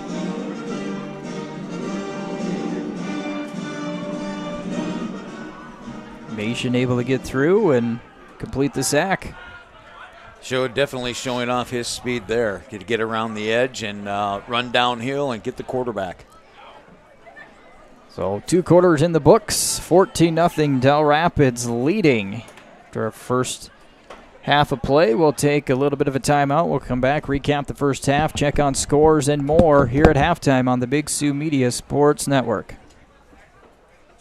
The locally owned Pizza Ranch in Dell Rapids, owned by Marcy, Robert, and families, where you can meet with your family and friends for a great meal. Stop in and enjoy pizza, buffet, salad bar, chicken, with plenty of seating and a game room for the kids. Give them a call at 605-428-5967 for delivery or carry-out orders. Download the app and order online. The locally owned Pizza Ranch is open 11 a.m. to 8 p.m., lunch buffet from 11 to 3, and evening buffet from 5 to 8, located at 500 West 4th Street in Dell Rapids.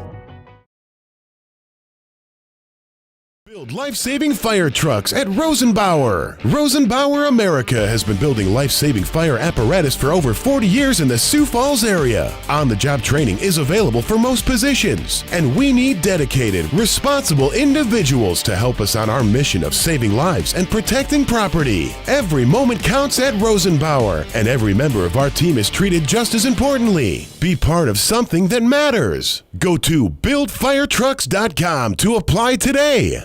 Hey, this is Matt from Rapid Fitness, and right now we're running a Join for a $1 promotion. That $1 is going to cover your enrollment fee and your first month to our facility that has all your basic cardio equipment, basic strength equipment, a ton of free weights. Your first month is also going to include unlimited access to all of our group classes, tanning, and sauna. All you have to do is go to rapidfitnessonline.com and join for $1 today.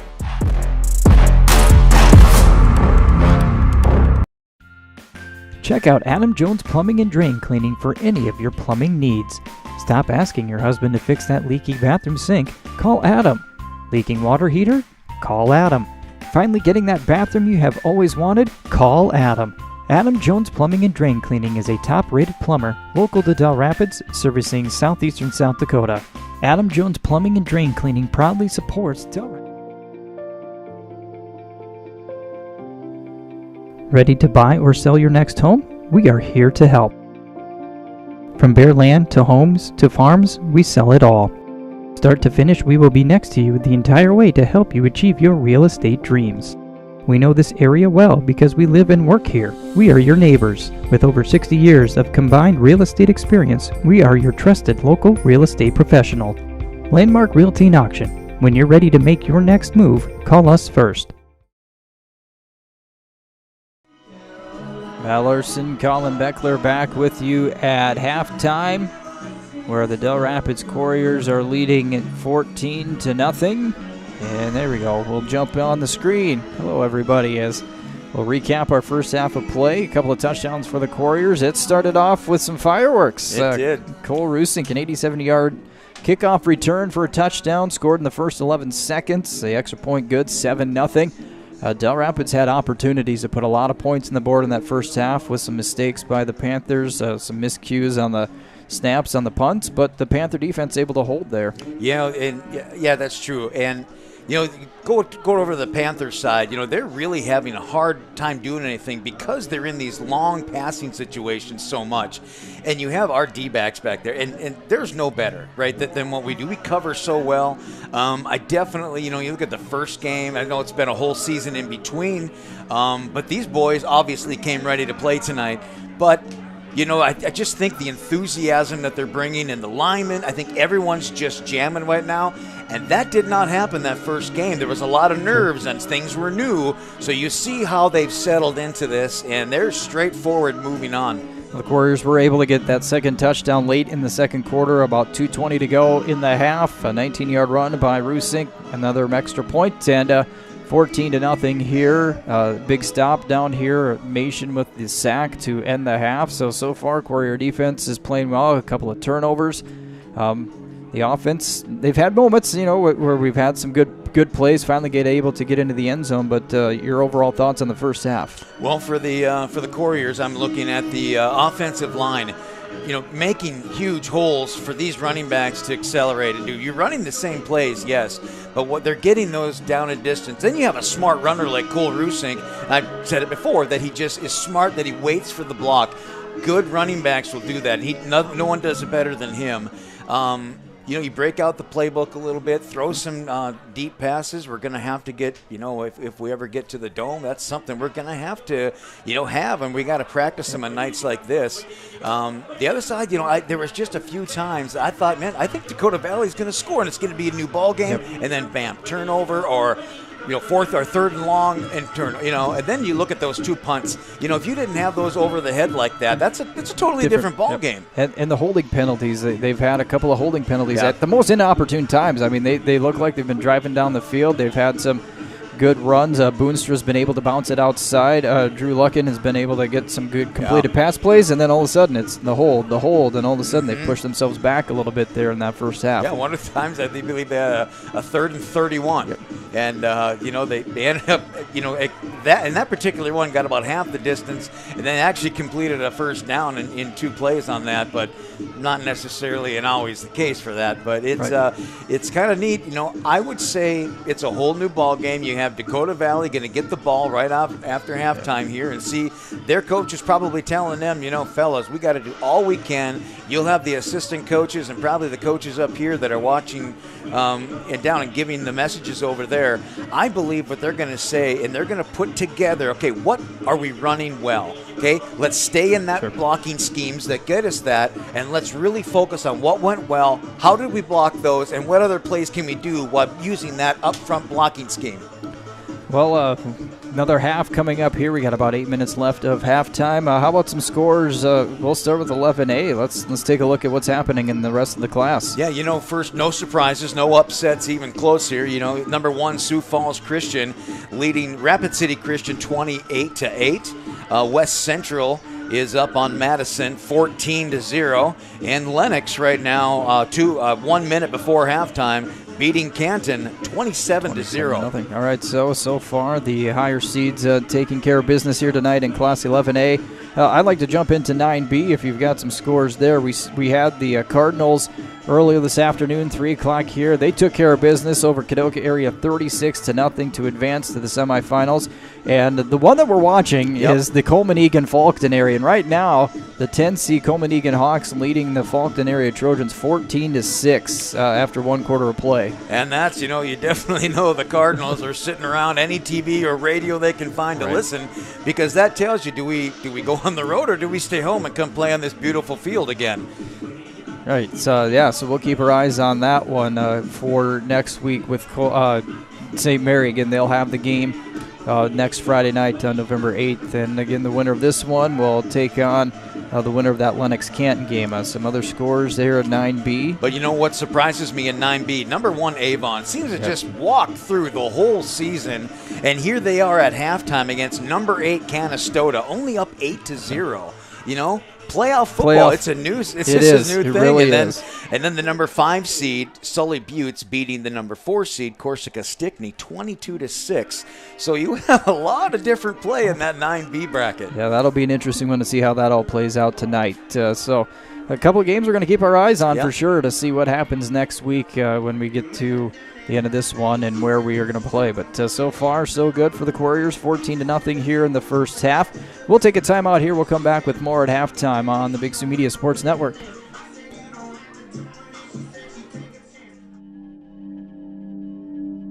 They came here to build a life. Their homes dotted the land like islands. Until one day, a rancher strung a copper wire along a fence post and forever connected us all. We didn't build the communities that made South Dakota. No, we just brought them together. The Dell's Theater is the area's best theater experience and value. This beautifully restored theater is located on Main Street in Dell Rapids. Enjoy the pick of the best first-run hit movies at bargain prices and enjoy the best popcorn around. Contact the theater about renting time to play video games on the big screen. 428-3456 or online at dellstheater.com. Here's what's showing this week at the Dell's Theater.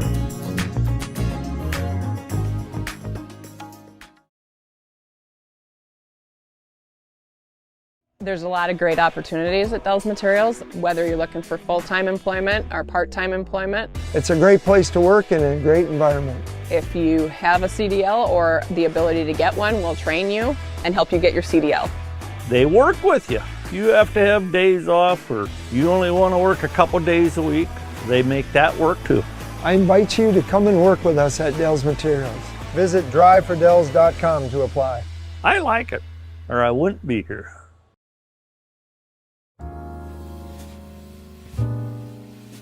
Live a fun and relaxed lifestyle at Spruce Glen. Spruce Glen is a residential development surrounding Rocky Run Golf Course in Dell Rapids, South Dakota. New, beautiful homes already surround the golf course, but spacious lots are available. Spruce Glen is in the ideal location close to schools, shopping, and recreation. Drive your golf cart from your garage right onto the golf course for your tee time. Enjoy the spectacular panoramic views and openness all year long. Dell Rapids Lumber, located at 1208 North Highway 77 in Dell Rapids, is your one-stop shop for all of your home improvement needs. They also have a wide variety of decking options to choose from, so you're sure to find something that fits your needs. They have everything you need to complete your home improvement projects, from lumber and hardware to paint and tools.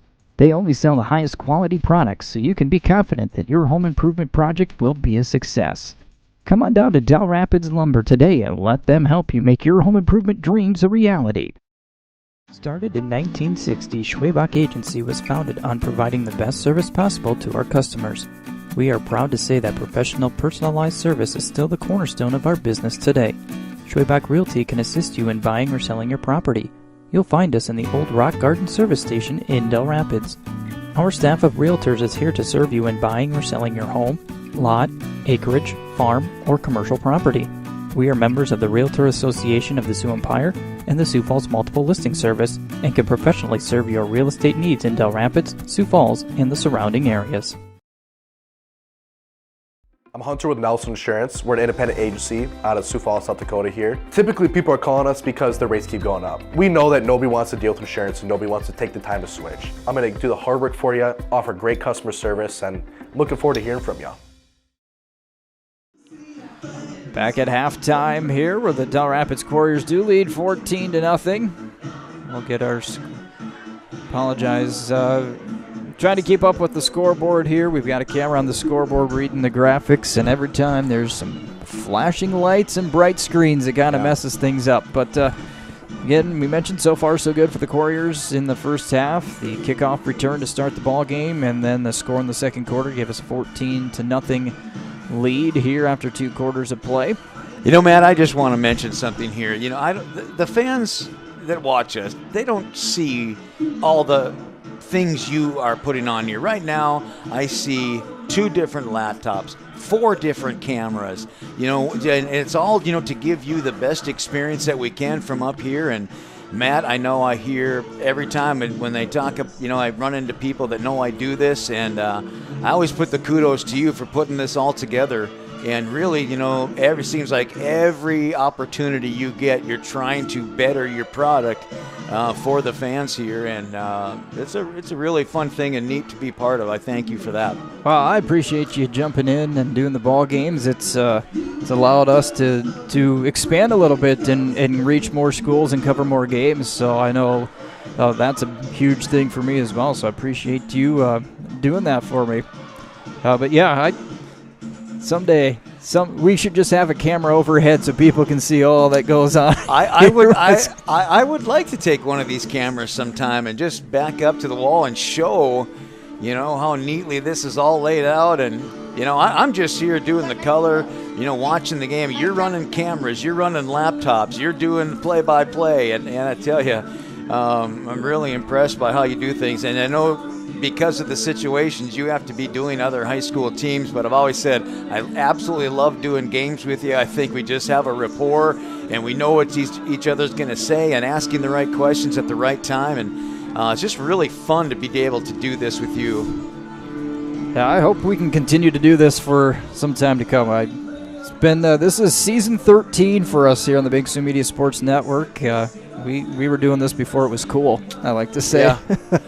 Am I 4 or 5 years with you? Yeah, at least. Yeah. At least. Yeah, so it's been a lot of fun and hoping to continue on for a few more years to come yet. They put up 3 more minutes up on the clock. I was just looking at some of the other scores, some updates, and the one that we had mentioned, there's been a new update to that Falkton-Coleman Eagan game. It is now tied 14-14 with under a minute left in the second quarter. So, did you see the Avon and Canastota game? Or excuse me, that was so I just got someone is messing around with that. I have 66-6. So for the longest time, it did not read that. So. Some slow updates apparently happening here throughout the night. So. Yep. Yeah, because it went from halftime to final, just like that, right in front of my eyes. But, going around the state, just, not pointing out every single game, but I'm just looking for any kind of surprises like you like to see in a playoff run here. The only thing, you have Pierre lost to Spearfish during the regular season. Now Pierre has the home game in playoffs in 11AA. They're up 40-12.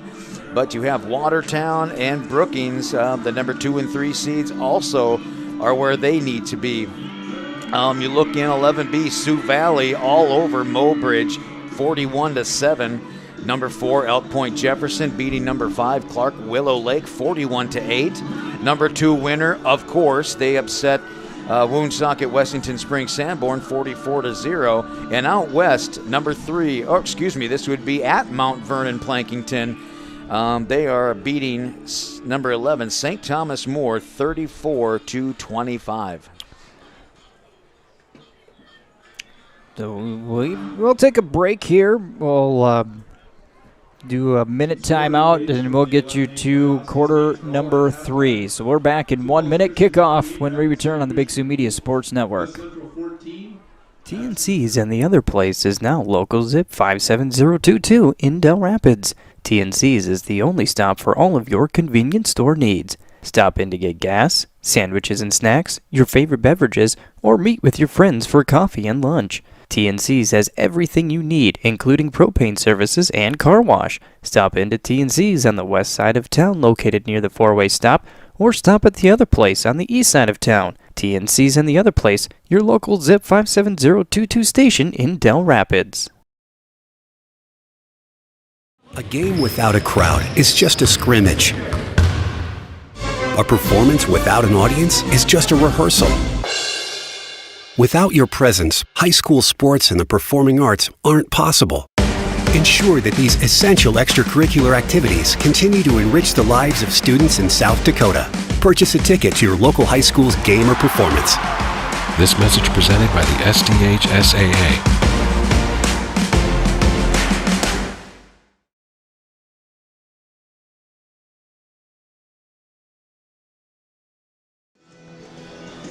At Larson, Collin, Boechler, third quarter from Dell Rapids High School, where it is a 14-0 lead. I swear it is, even though our scoreboard doesn't say it. 14-0. Again, we'll try to get us the best view of the score there. Kickoff coming up.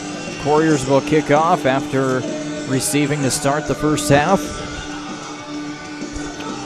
A couple of the Panthers back deep. And it is going to be Kenny Swanson to kick off once we get the okay. Kenny Swanson set to kick it deep for the Quarriers.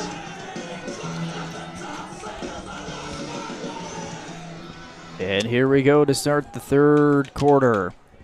Their short kick And it will roll out of bounds. I believe this is, what is this? You get it at the 35 or add 5 from where it goes out of bounds, whatever's better. Yep. I imagine the Panthers are going to take this one at the 35, 1st and 10.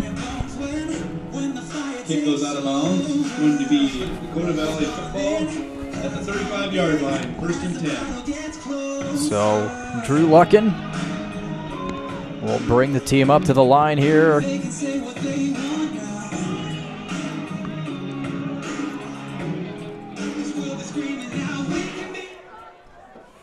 The Panthers break the huddle.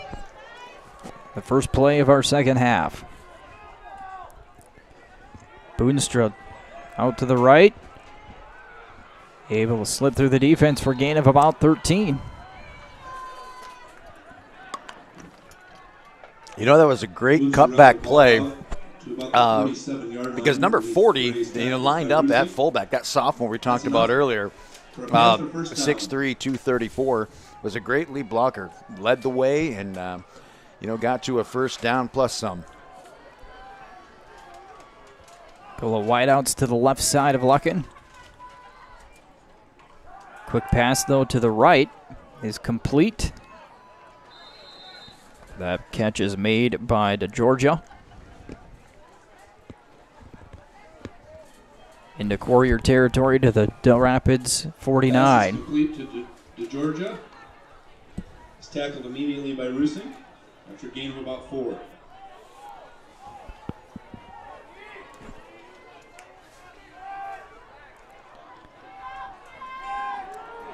Boonstra will take it. Yeah, they're getting a lot of yards. I don't know if you, if they're in that wishbone formation, watch the fullback, number 40, the kid we just talked about. He's hitting the hole so fast, and they get that ball to, it's that number 2 you said, Boonstra. Yep, Jackson. Yep. And, we said they're going to have to find something that works, stick with it, and until the Quarriers can stop it, why not keep doing it every other play or every third play?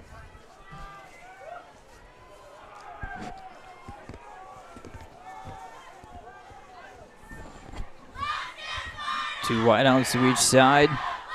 Handoff goes to Boonstra up the middle, though. He's stacked up at the 40.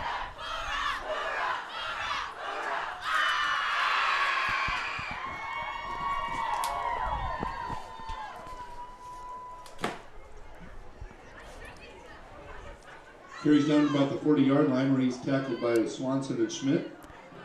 It'll be 2nd down and 7 here for Dakota Valley. 7 for the Panthers. Just a couple of seconds under 10 minutes in our opening drive of the third quarter.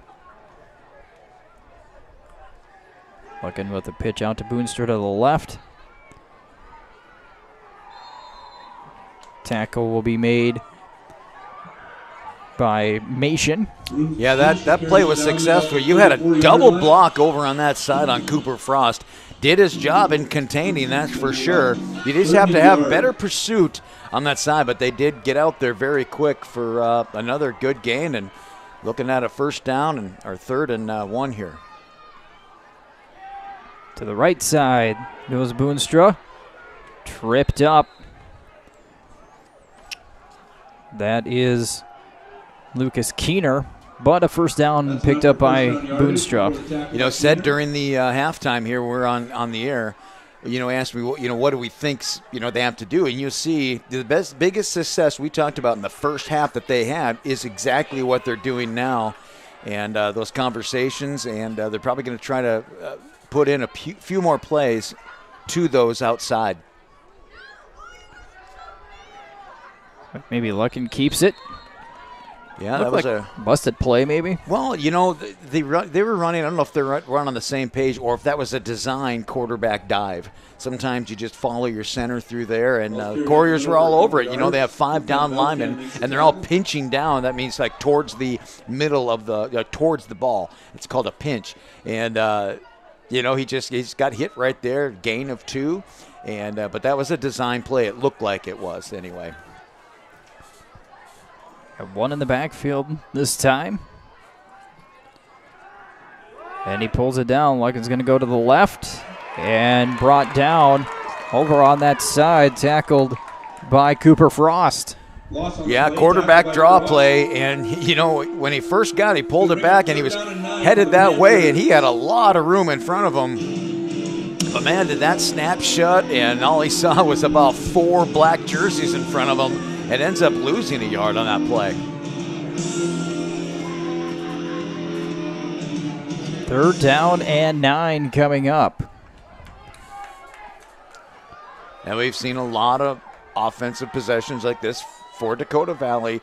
Great couple move the chains, and now here we fizzle it 3rd and long again.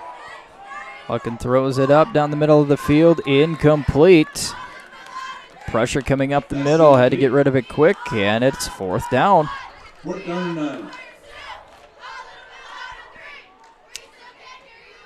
9.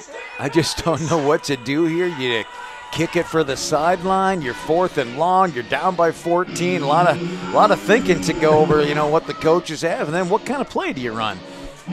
Ball on the Quarrier 31-yard line. I don't know this. I would think the Quarriers will be looking for one of those. I guess they're one of those runs to the outside. But here, 4 receivers, but they're all bunched in too. Fucking flushed out of the pocket, nearly intercepted. Boy, that went right into the hands and out of Kenny Swanson. But the Quarriers get the ball back as they stop the Panthers one more time. Yeah, that made, totally, he was looking long again for number 12 down the middle of the field like the last play. But our lineman got to him way too quick, and he had to look further, to his second route there, his check down, and even there, it's, Kenny Swanson jumped the route and just, unfortunately, just in and out of his hands. The offense on the field for the first time in the half. Goes to Rusink, and he'll be slammed down at about the 36. Picks up 5.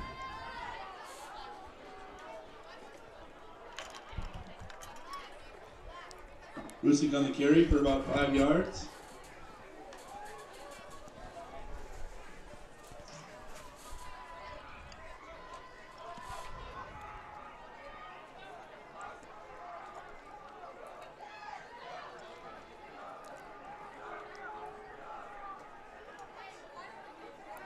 Frost, quick pass out to Chaden is complete, but a good tackle immediately there by the Panthers. Out to about the 39-yard line. I believe that is Kanapasek on the stop. So Tad Chaden right now has about 7 or 8 inches on that D-back. He's only 5'11". I was just going to say before that play went, I was like, you got to get Tad Chaden involved a little. Last year in the Dome, he was fully involved, and we, did great in that game. But, when you give up that many inches for the D-back, I would just, God, he's so fast and big, I would send him long for just a jump ball even. Give to Rusink, trying to get around the right corner, breaks a tackle. He's got the first down. Kind of leaps over a defender and into Panther territory.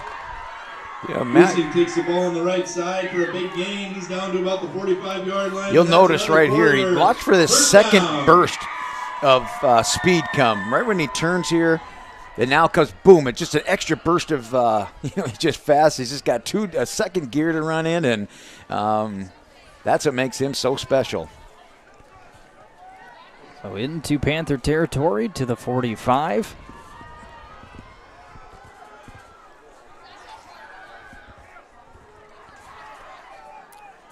There he waits for the hole. Yeah, Devin Lodmill there. Lodmill, yeah, new running back there. Lodmill with a tough run up the middle. He's been watching Rusink. That's enough for another Quarrier first down. Looked just like him on that carry for a first down.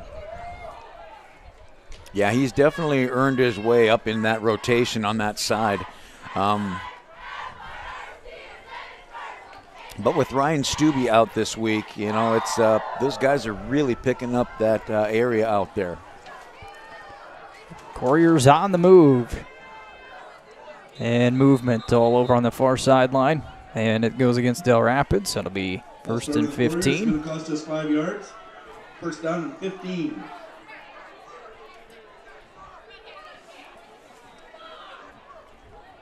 Here you'll see on the offensive side of the ball, number 18, he's a great defensive player. I believe he has 5 interceptions on the year, but the last 4 weeks he's been playing a lot of wide receiver, especially in double sets. But see here now he's in for Tad Chaden at the single receiver. And they've thrown to him, and I can't remember off the top of my head if he scored a touchdown. Those at home that know him better than me probably remember that, but he's up at the top of your screen. Rusink in motion, quick pass out to him. Picks up the low pass, but Knapasek right there for the stop. Rusink picks up about 3. That's got to be such a boom play because he does not have a lead blocker out here, just coming out from the wing position and standing. And then, the defense adjusts to him. You'll have an outside linebacker coming. You'll have another defensive lineman coming out, the defensive end. And it's just got to be quick pass to him. And there he bent down to get that low pass, which could have maybe it could have been better if it was up higher. Rusink brought down by Knapasek in the backfield. Yeah, and that's how you have to tackle Cole Rusink. Exactly that way. Can't do nothing with when you don't have your legs anymore. But I'm sure that was set at halftime too. 3rd down and long. Quarriers now faced with a 3rd and long from the Panther 39. Their drive is kind of fizzling out here. Their first drive of this 3rd quarter.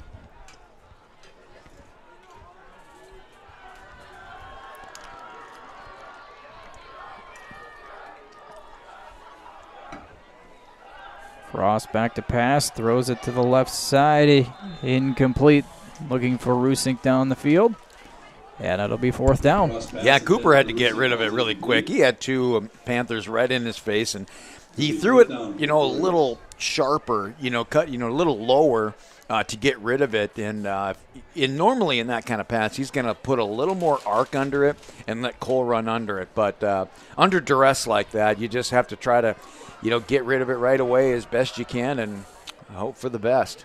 Incompletion there being the best. Good snap. Kick is good. And this one rolls into the end zone. Quarriers couldn't quite get to it in time, so it'll be 1st and 10 from the 20 for Dakota Valley.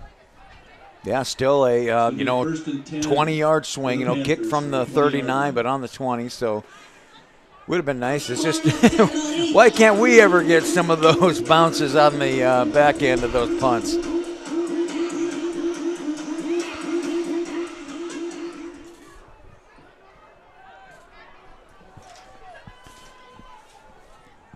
So here come the Panthers, 2nd drive. They widen things out, 2 to each side.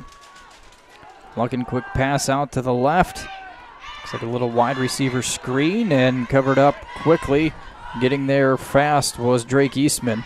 Eastman on the tackle for a very short gain. Also Jackson Pepple out there. 2nd down and 9. He comes in, whenever we have 4 receivers, you want to, take a lineman out and bring in a speedy extra back. And right now, they definitely have a nickel, 5 D-backs in right now.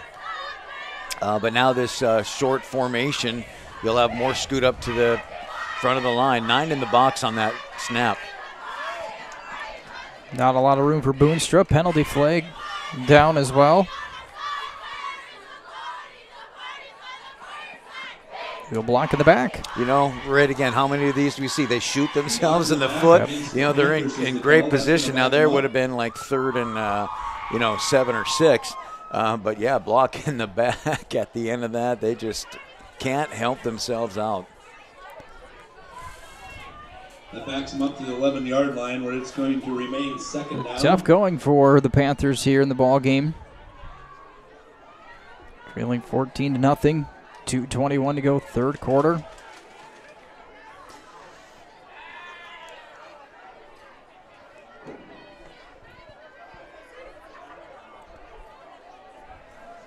Two wideouts to his left, 2 to the right for Luckin.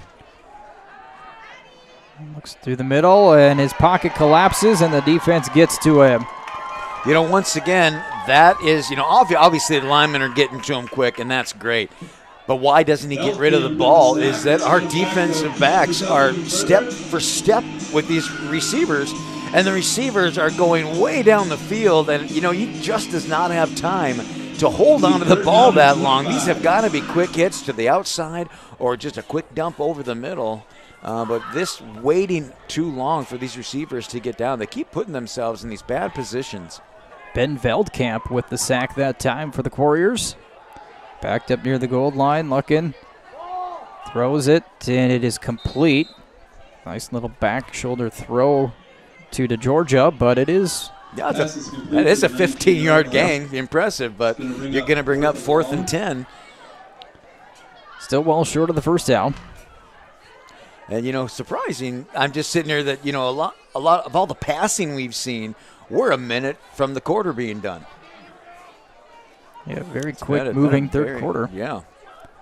Another punt attempt here coming up for the Panthers. This time a good snap. Nearly blocked, but they get it away. Rusink takes the punt and returns the punt nearly broke that one. Line. Tackle down at the 30 or 44, that is, it's going to put of the Panthers. In action. First down and 10.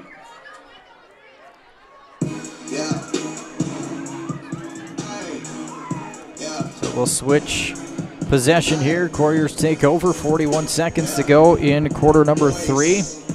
Moving right along. And a score here in this drive would definitely put the Quarriers in the driver's seat on their way to semifinal berth, as that one's taken up the middle. Swanson takes it to the 41, gain of about 3. Swanson on the carry up the middle, down to the 41-yard line.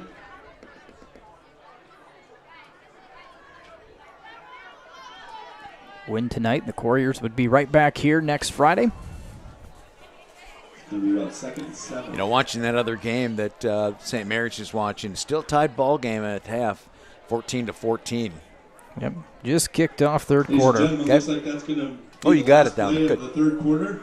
Quarriers are going to take it down to the fourth quarter. So Dell Rapids 14, Dakota Valley nothing. We're back in a minute.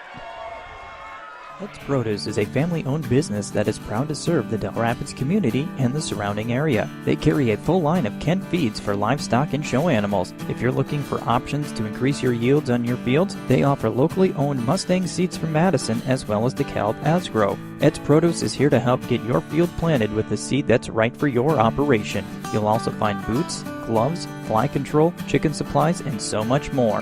Visit Ed's Produce at 301 East 3rd Street in Dell Rapids or call them today at 428-5411. Are you an enthusiastic sports fan? Want to have fun and get in on the action? Heck, yes. That'd be awesome. Have great attention to detail? Want to stay active? Definitely. Want to give back to the student athletes in your community? Obviously, yes. Then you'd make an excellent high school sports official.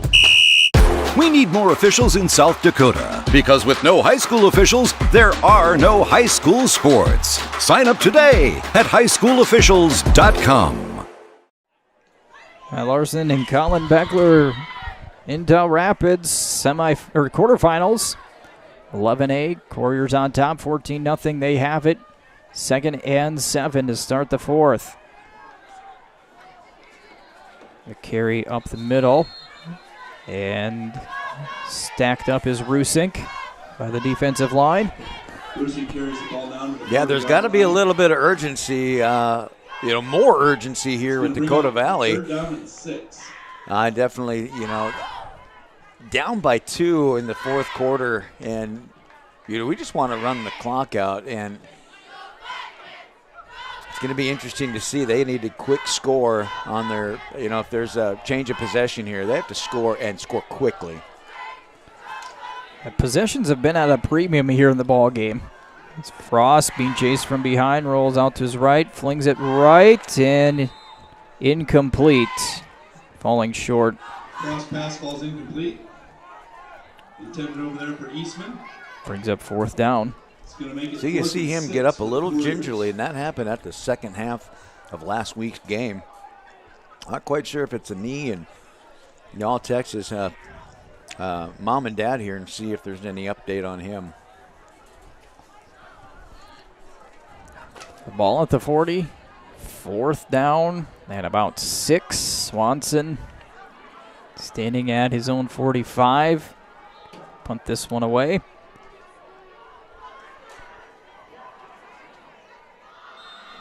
And the play clock comes down to 0. So we'll have a delay of game.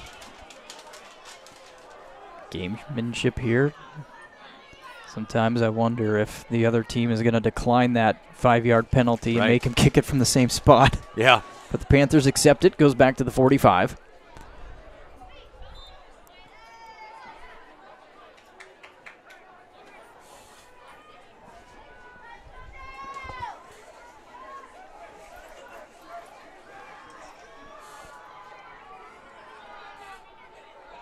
And now moves it back to where it was. Yeah, Defense jumps offside. I always like to remind people that you're watching on Sundays, and you'll see defensive linemen come across and they get back before the snap. Once in high school or college, once you cross the plane and break that plane, it's a completely dead ball. Doesn't matter if you get back, have all the time. So just a little FYI when you see that in high school football. There's a snap. Just got it off. Takes a bounce. Quarriers covered up inside the 20. So this time the Panthers are going to start about their 15, 16-yard line. 11:05 to go in the 4th quarter. Dell Rapids leading by 2 scores. We're at the 15-yard line. 1st and 10 for the Panthers. See what the Panthers have drawn up here. Now we've talked about it. They've done well moving the ball out of their half of the field, but once they get into Quarry territory, it's been a struggle. Larson drops back. Slant pass incomplete, right off the hands of his intended receiver. Yeah, that's the second one we've seen, at least second one I've seen that, receivers got to make that play. Just perfect, when we had it once on ours too, and an interception, but I don't know if it's the hands are cold. Maybe it feels like 31 degrees according to the Weather Channel. And the ball can sometimes, just you hit your hands and get a little sting there. 2nd down and 10.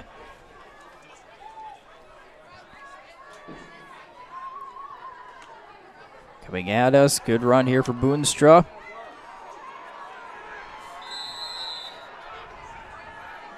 Actually, that time it's Kanapasek. Yeah, Jackson Peppel, and staying in there because of the passing situation, and he looked up, and here was the runner, and he hit him up high, and that's something that he's got to learn, and I'm sure he had a learning moment right there. But you got to hit that runner low because he is short to the ground and a great runner. On the right side, this time it's Boonstra. Quinn Carr as well as Peppel for the tackle. Carr on the tackle after a gain of 5 yards. Ball to the Panther 44. Moving with a little bit more urgency here.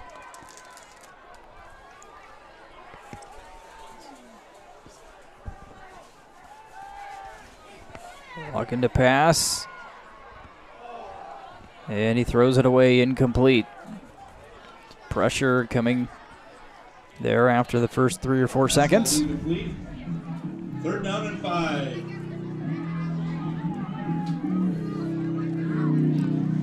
5. I just heard from Drake Eastman's dad, Travis, and just talking about the injury and kind of being gingerly on that one side. And it was last week that he did injure it. Says one of those, he's not 100%, but that pain is lingering. But nothing serious. But it's one of those where the injury needs rest. But we can't afford that right now. Yep. 3rd down and 5. Larson Throws to the left side over the head and incomplete. And here it is. They moved the chains a couple of times. They pushed the ball upfield or near midfield, and now they're faced with a 4th and 5 here with under 10 minutes to go. Yeah, but the Quarriers are in a great position here where we have an excellent defensive backfield, and we know they have to pass and score twice very quick here because we're running out of time. And so to have the advantage of putting 5 and then sometimes 6 D-backs back there just makes it just impossible to complete a pass. Oh, another fake punt here. Fake punt, but the Quarriers cover it up. Tripped up after a yard. Yeah, that was number 56. Brandon Schmidt got a dove towards the ground and put his hand out, tripped the runner, and, you know, I suppose you could probably expect something like that, you know, with the time and down and distance. So that'll give Dell Rapids the ball on the Panther 46. First down and 10. In a touchdown here would make you feel real good as a Quarrier fan, being up 3 scores. They shift the offensive personnel around. Nice run up the middle for Devin Lodmell. So, Matt, looking at the 9B, we're going to go back to Avon and Canastota. We have that game is still going on. I don't know if this is true or not, but we have Canastota 16-8 over Avon. And, you know, anybody can go on this and kind of update sites, so I'm not sure which to believe here. We'll have to wait till tomorrow to find out. That's why I popped on the Fulton Coleman Egan live stream. Like, I'm going to watch this while we're doing our game here. 2nd and short for the Quarriers. Straight up the middle. Should be a first down to the 35. Queen Carr up the middle, and that's going to be Carr takes it. First down.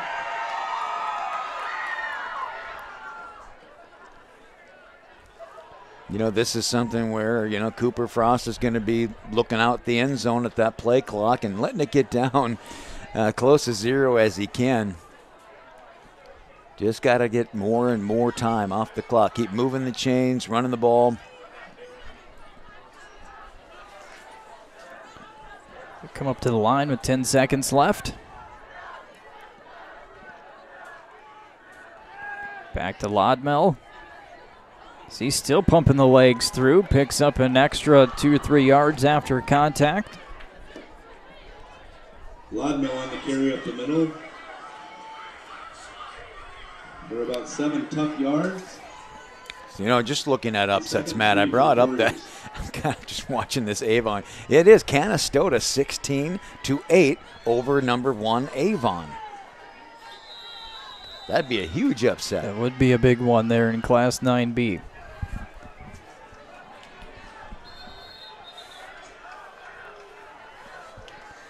Second down and 3 here for the Quarriers. Rusink sheds 1 tackle, still pushing the pile to the 20. Yeah, and he got an extra 7 yards after initial contact. Is a carry over on the right side. Brings it down to about the 20-yard line where it's going to be first and 10 Dell Rapids.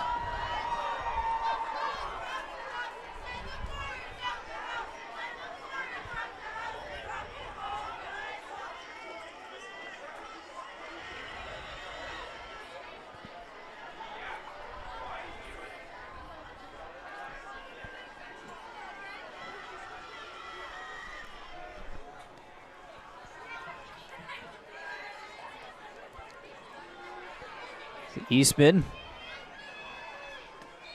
cannot shed the tackle. Yeah, he's just got to make that decision about 1 second earlier. The guy had the block, and you just got to cut out. I mean, he's doing the absolute right thing by following his lead blocker and having patience running the ball. And maybe because he can't turn on that ankle very well, but, you know, to make that, it's why he's cutting to the inside.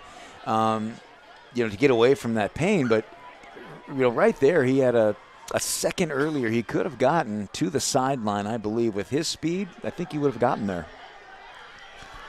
2nd and 12. Give it right back to him. Try to go again to that left side. And he'll be stopped at about the 21. Yeah, when you're nursing an injury, these plays cannot feel good. I think with the amount of people that can run at that spot, I don't think it would hurt his feelings to take a break right now and put in Laudmill or Kenny Swanson at that other end. Halfway through our 4th quarter.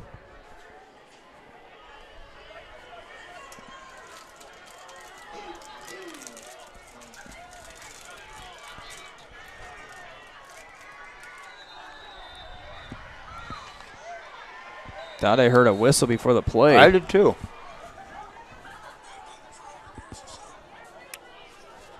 They let it go? Okay.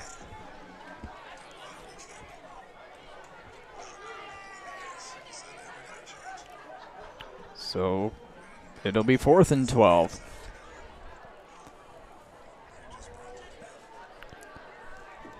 Clock now down to near 5 minutes left.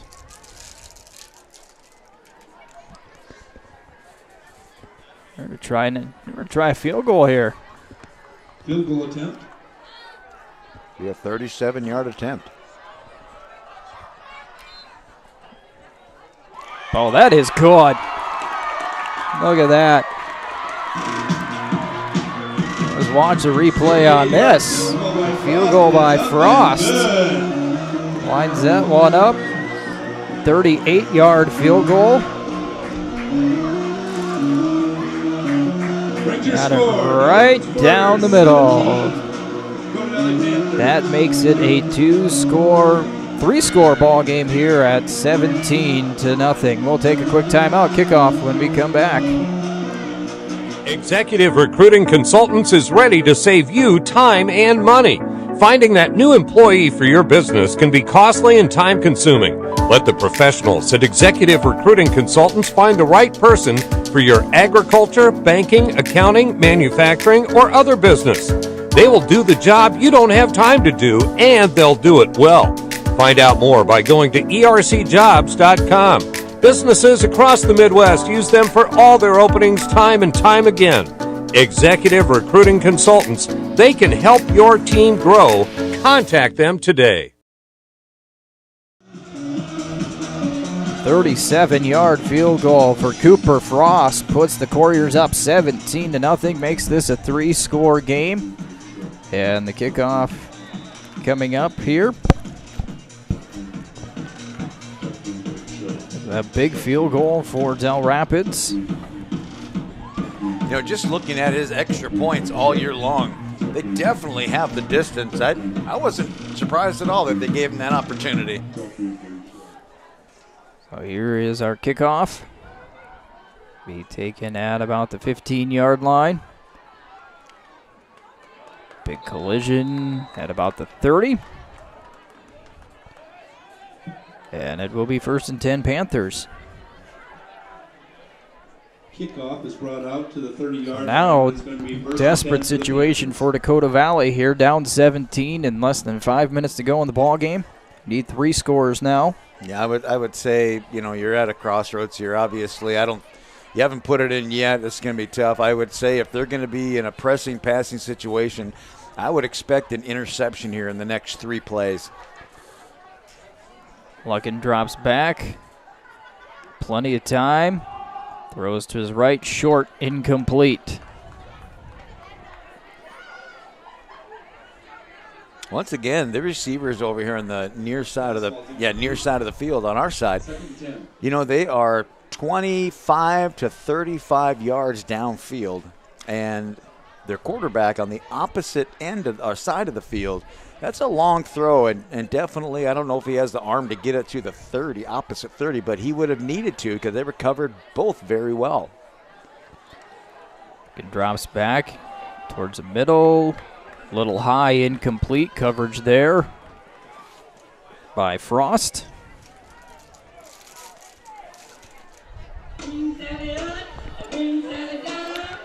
4:42 left in this one.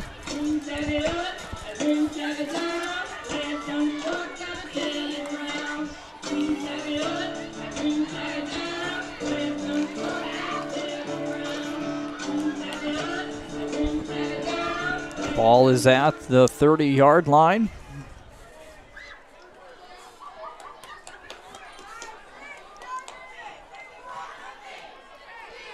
And they spread it out. Luckin throws to his right, and it is caught. Or is he out of bounds when he caught it? He was out of bounds. Out of bounds, all right. So that'll be 4th down. And I know right now in the Quarriers' minds, I can only imagine, this is what, if I was a Quarrier out there playing the whole season, this would be going through my head. First of all, they are such great kids, all of them. They're not a vengeful group at all. And I know you have a lot of talk, it's a revenge game. I think that's driven by the parents and fans. I think these kids are so locked in, and they're just happy to be in this position. But, they have nothing but joy in their hearts and playing really well for earn this win. A good-looking pass and catch. Luckin able to connect with Carver Fritchen. Yeah, see, that one's successful because the ball was up early than normal, right? He got rid of it quick and put it nice side where only one guy could catch it, but that's the benefit of getting rid of that ball on those shorter type routes. Pass to the right over the middle. Broken up, incomplete.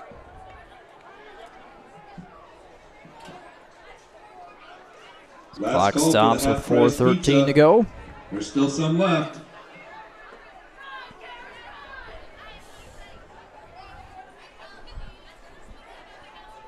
Panthers on their own 46-yard line here at 2nd down.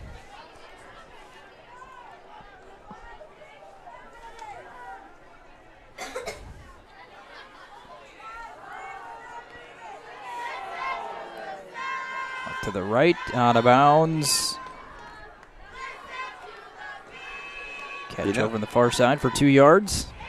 It looked like it could have been like a late hit, but, Cole made that hit on the green portion of the field, but, the momentum of the receiver there made it look worse when he ends up almost back to the player's bench behind him there, but, not a malicious or anything by Cole on that one. Just the momentum took him off. Pressure coming, hit as he throws, incomplete. Eastman comes in hard. Yeah. And, that's been his specialty all the last 2 years, playing that end position. And, his older brother, Trace, played it very well. Same exact spot, rotating to the strong side, according to what is approach to him. But, man, on a dead sprint, that's a hard hit. Good for him. Another 4th down for the Panthers. They converted on the last one. Now got to call a timeout. So we'll take a break as well when we're back after this. Timeout. Dakota Valley. Automotive is your Napa Auto Parts store in Dell Rapids. They will help get your vehicle repaired in their Auto Care Center. Romans Automotive also offers 24/7 tow and lockout services. Stop into their store to get all of your automotive needs or stop by their Auto Care Center to get your car back on the road. They are located at 701 East 4th Street in Dell Rapids. Call 428-3222 for your repair appointment or 323-7792 for their tow service. At Fieber Vans Implement, we carry a full line of agriculture and construction equipment. We carry the top brands to help you get every job done right. Our experienced technicians have more than 30 years experience working on all makes and models of farm and construction equipment. We'll get you in and out quickly so you can get back to work. We are now open for sales and service at our 2nd location in Dell Rapids. Today's technology at affordable prices. Fieber Vans Implement in Watertown and Dell Rapids. 4:03 left in this one. The Quarriers in front 17-0. It is a 4th down and 8 for the Panthers from their own 48. 4th down.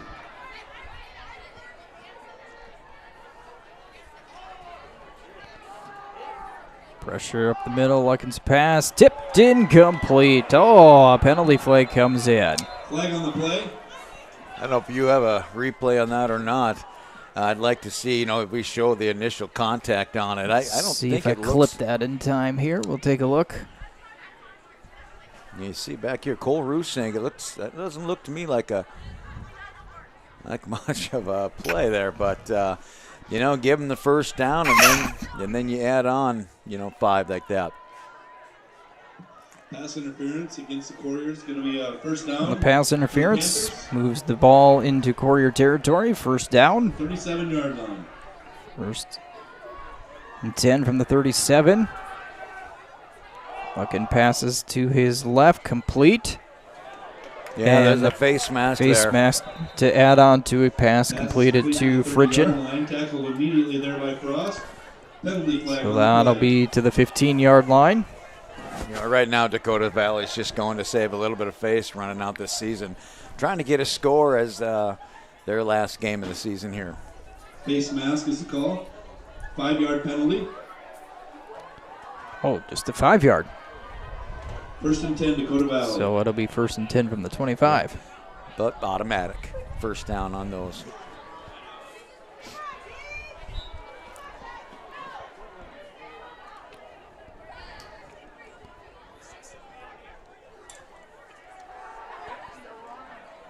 Lucken looking over the middle. Found a guy wide open, but incomplete.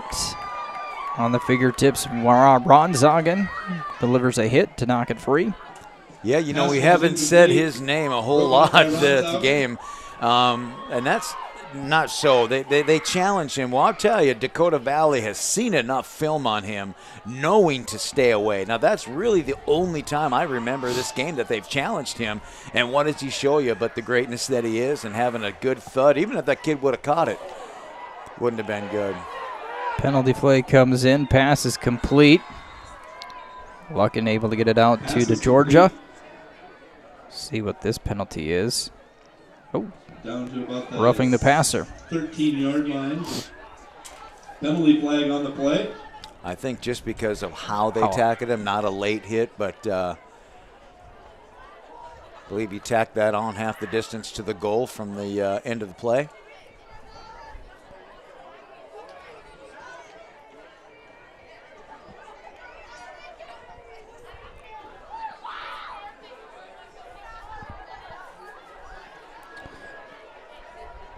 We'll have a first and goal for the Panthers from the Quarrier 7. Let's hear you, Quarrier fans.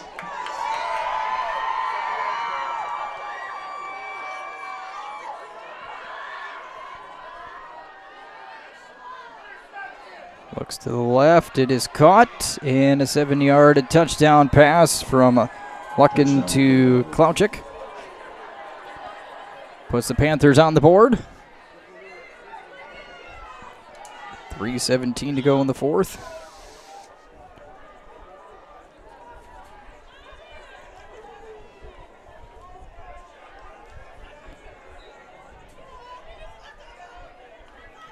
Extra point coming up.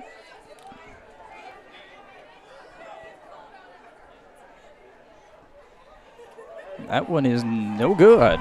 So it'll stay 17-6. We'll take a break. Kickoff when we come back. Why settle for good when you can get the best of Sioux Falls?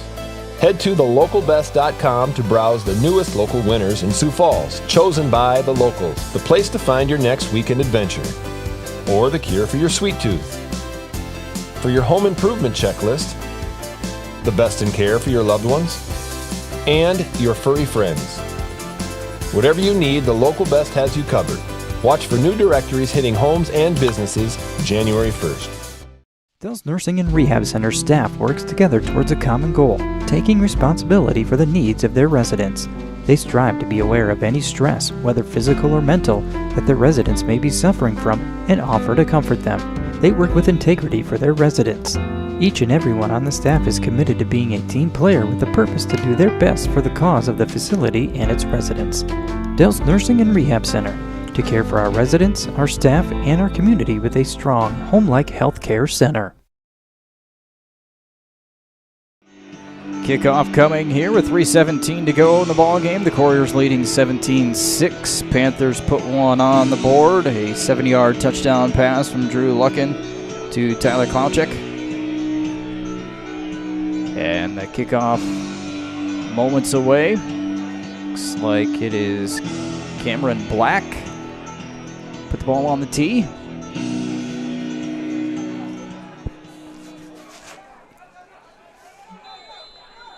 See if we got an onside kick happening here, I would imagine.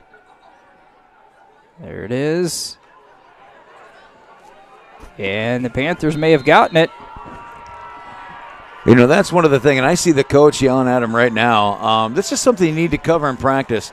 You know, you can't cross the 50-yard line before it's kicked, but as soon as that ball leaves the tee, you have such an advantage if those 5 guys run and land on the ball. Because if the Panthers touch it before it goes 10 yards, it's yours anyway. But it seems like those 5 front guys kind of let the ball come to them, and they are going to give it to the Panthers. Yep, it was like, what you said, it looked like they let the ball come to them rather than after it was kicked, go getting it. Yep, and you can tell by where it ended up that was the case. So the Panthers have it back. Luckin's going to drop back and pass. Throws it deep, and it is incomplete. Jumping in to break that one up, Lucas Keener. Second down. 4 receivers and 6 defensive backs on that play.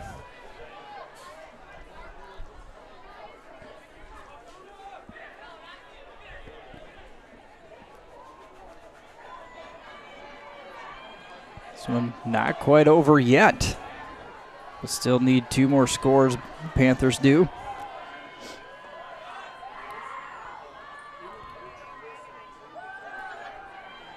Pass to the left, complete on the slant. Making people miss, still going strong and inside the 10-yard line, completed to Fritchen. First and goal. Yeah, you look at it, 2:56 left in the ball game. You know, I don't know if they'll try another onside kick or try to really, stop them on defense, but they do have 2 timeouts left as well. Looking back, throws it over the middle. That one's going to be short, I believe. Incomplete. The second goal. Second down. This became more interesting here. With that long pass play completed and gathering before that the onside kick. Yeah, it makes you wonder, where this was when we didn't have 6 defensive backs back there, These pass plays turning up good for them.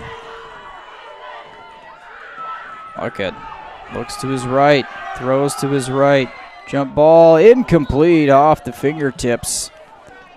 Second down pass attempt falls incomplete. A third down and goal. Keener got his fingers on it, third down. Here, I would guess.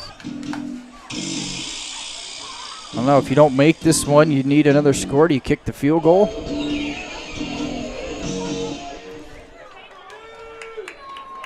Big third down play coming up, 3rd and goal from about the 8-yard line.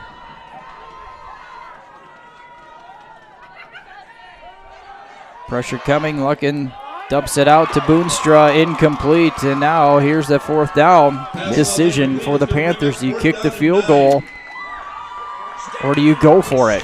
Well, on that play, what made that so successful, number 11, Drake Eastman coming right full forward, but also their number 24, Jackson Pepple, saying his name a lot tonight, definitely showing up big in these instances, but he had him in that point playing a linebacker that was on a full-out blitz, which is a great call on a 3rd down play.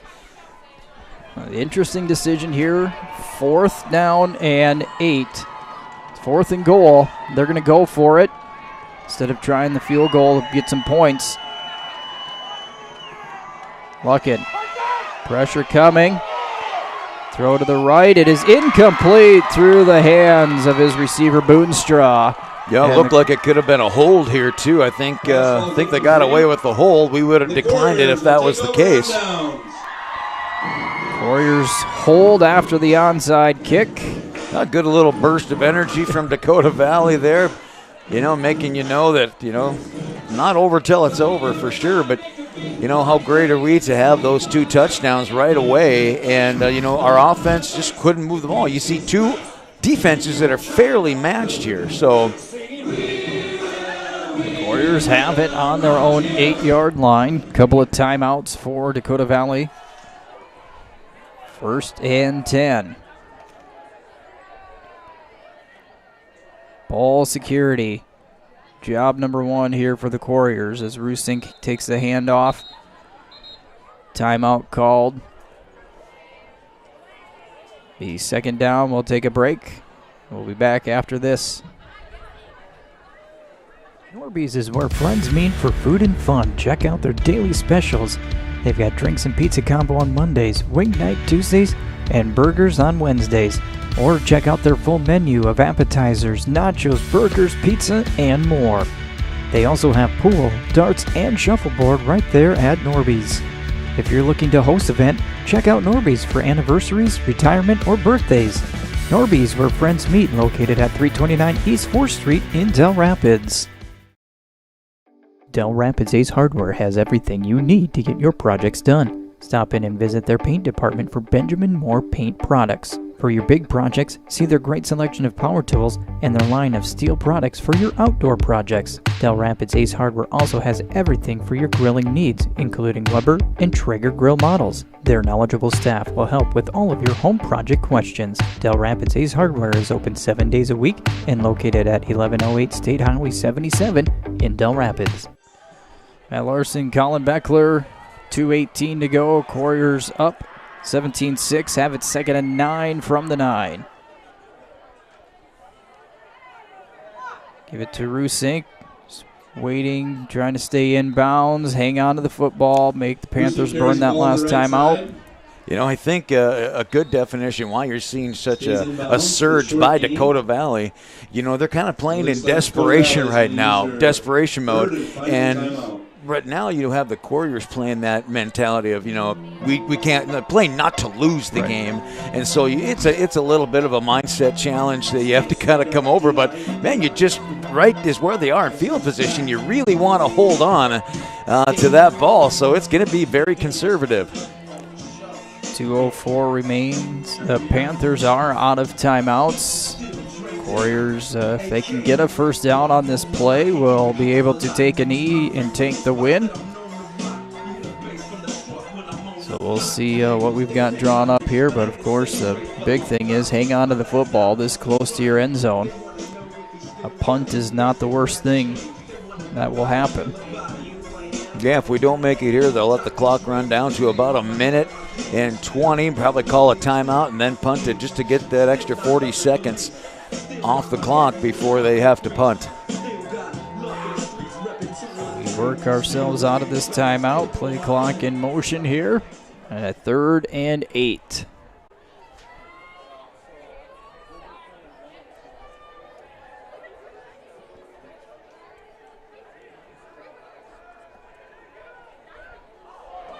Movement on the line.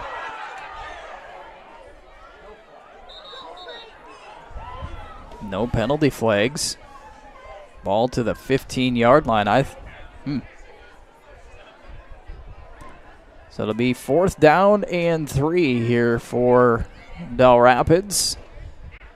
Yeah, so 27, you can see on your screen there. They just have to call a timeout, and they're going to run another 20 seconds off, and it'll be, a minute 16 left before they have to punt this ball. So let's wait for the timeout. We'll play one more commercial break during that timeout. Get down to the final 4 seconds here. Well, I'm going to go ahead and call it, Matt, because I'm watching it live here. U.S. had Canastota, ranked 8th, beat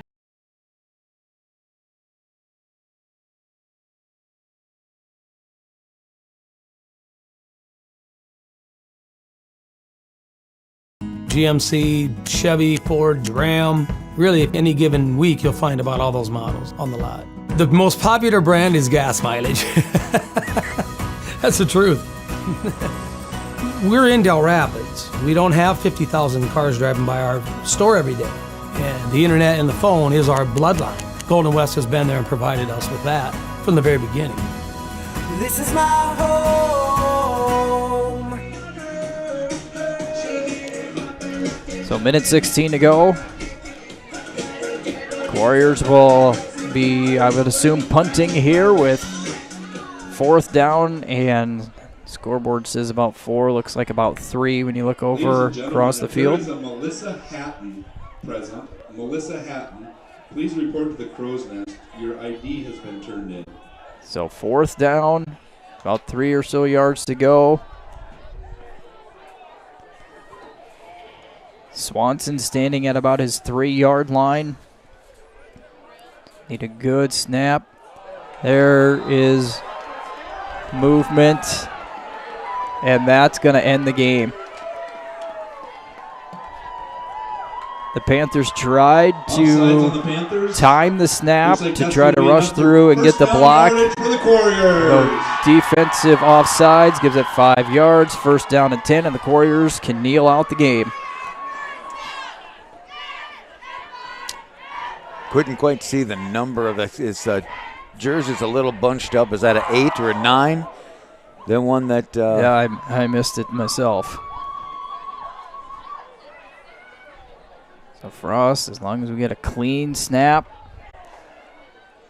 can kneel on it here a couple of times, and the Quarriers will advance to the semifinals. There's the first knee taken.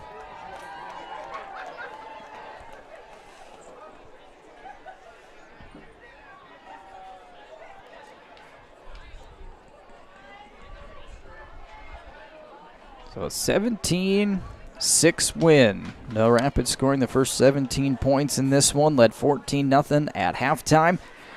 And will face Lennox for the second time in a couple of weeks. So that'll be, we're going back to Fridays now. We'll be back on Friday the 8th will be the semifinal game. And we won't know what time it will be until we see a final of this Faulkton-Coleman Egan game, which is tied at 20 with 6 minutes left in the 4th quarter. Dakota Valley 6. Let's give both of these So the teams Warriors will win here tonight. Quarterfinal action on Halloween, a 17-6 victory. And it started with fireworks. Yeah, Matt, that's why you take the ball first. I say it every day, but sometimes makes me look good because it comes out like the way I want it to. Kickoff return, 87 yards to start the ball game for Cole Rusink. Put the Warriors up 7-0 right away. Then second quarter, Rusink, a 19-yard touchdown run with 2:20 to go in the second quarter, made it 14-0. Scoreless third quarter, very quick third quarter. Teams kept the clock running. Dell Rapids got the 37-yard field goal from Cooper Frost with 4:59 to go in the game, made it 17-0. Dakota Valley made it interesting here a little bit. They marched down the field rather quickly, got a 70-yard touchdown pass from Drew Luckin to Tyler Klauchek. Then they recovered the onside kick, had it down inside the 10. And their 4th down was stopped. And the Quarriers had it 4th down and 3 here at the end. In a punt formation, the Panthers jumped off sides, allowing the Quarriers to be able to kneel out the clock here in the final minute and a half for the win. 17-6, the final. So any closing thoughts here on tonight's ball game? You know, obviously, great win for the Quarriers. And really two fronts. You know, you kind of avenge that loss in your back of your mind. You can kind of close the book, move past that chapter. But more importantly, you know, you're coming off a game that you played in Lennox, and this is a great little warm-up. You kind of see what you can and can't do. You know, you're going to have to probably switch some blocking schemes around. But, you know, the 26-12 score against Lennox last week, it was a much different game than that. You know, it definitely a battle of the second half there, and where the Lennox came up and scored twice immediately, bringing the game to a 21-12 score. And you're looking there, it's anyone's game. And so they have a lot, you can't take them lightly. Lennox going to come on the road, got a chip on their shoulder, and it's going to be a fun game to watch. These guys are going to be so prepared. And, when a trip to the Dome is on the line, maybe you'll step up and just have that little extra boost of energy, that one hit just a little bit harder. I can't wait next Friday. Next Friday, that game will be here. We do know that. It'll be against Lennox.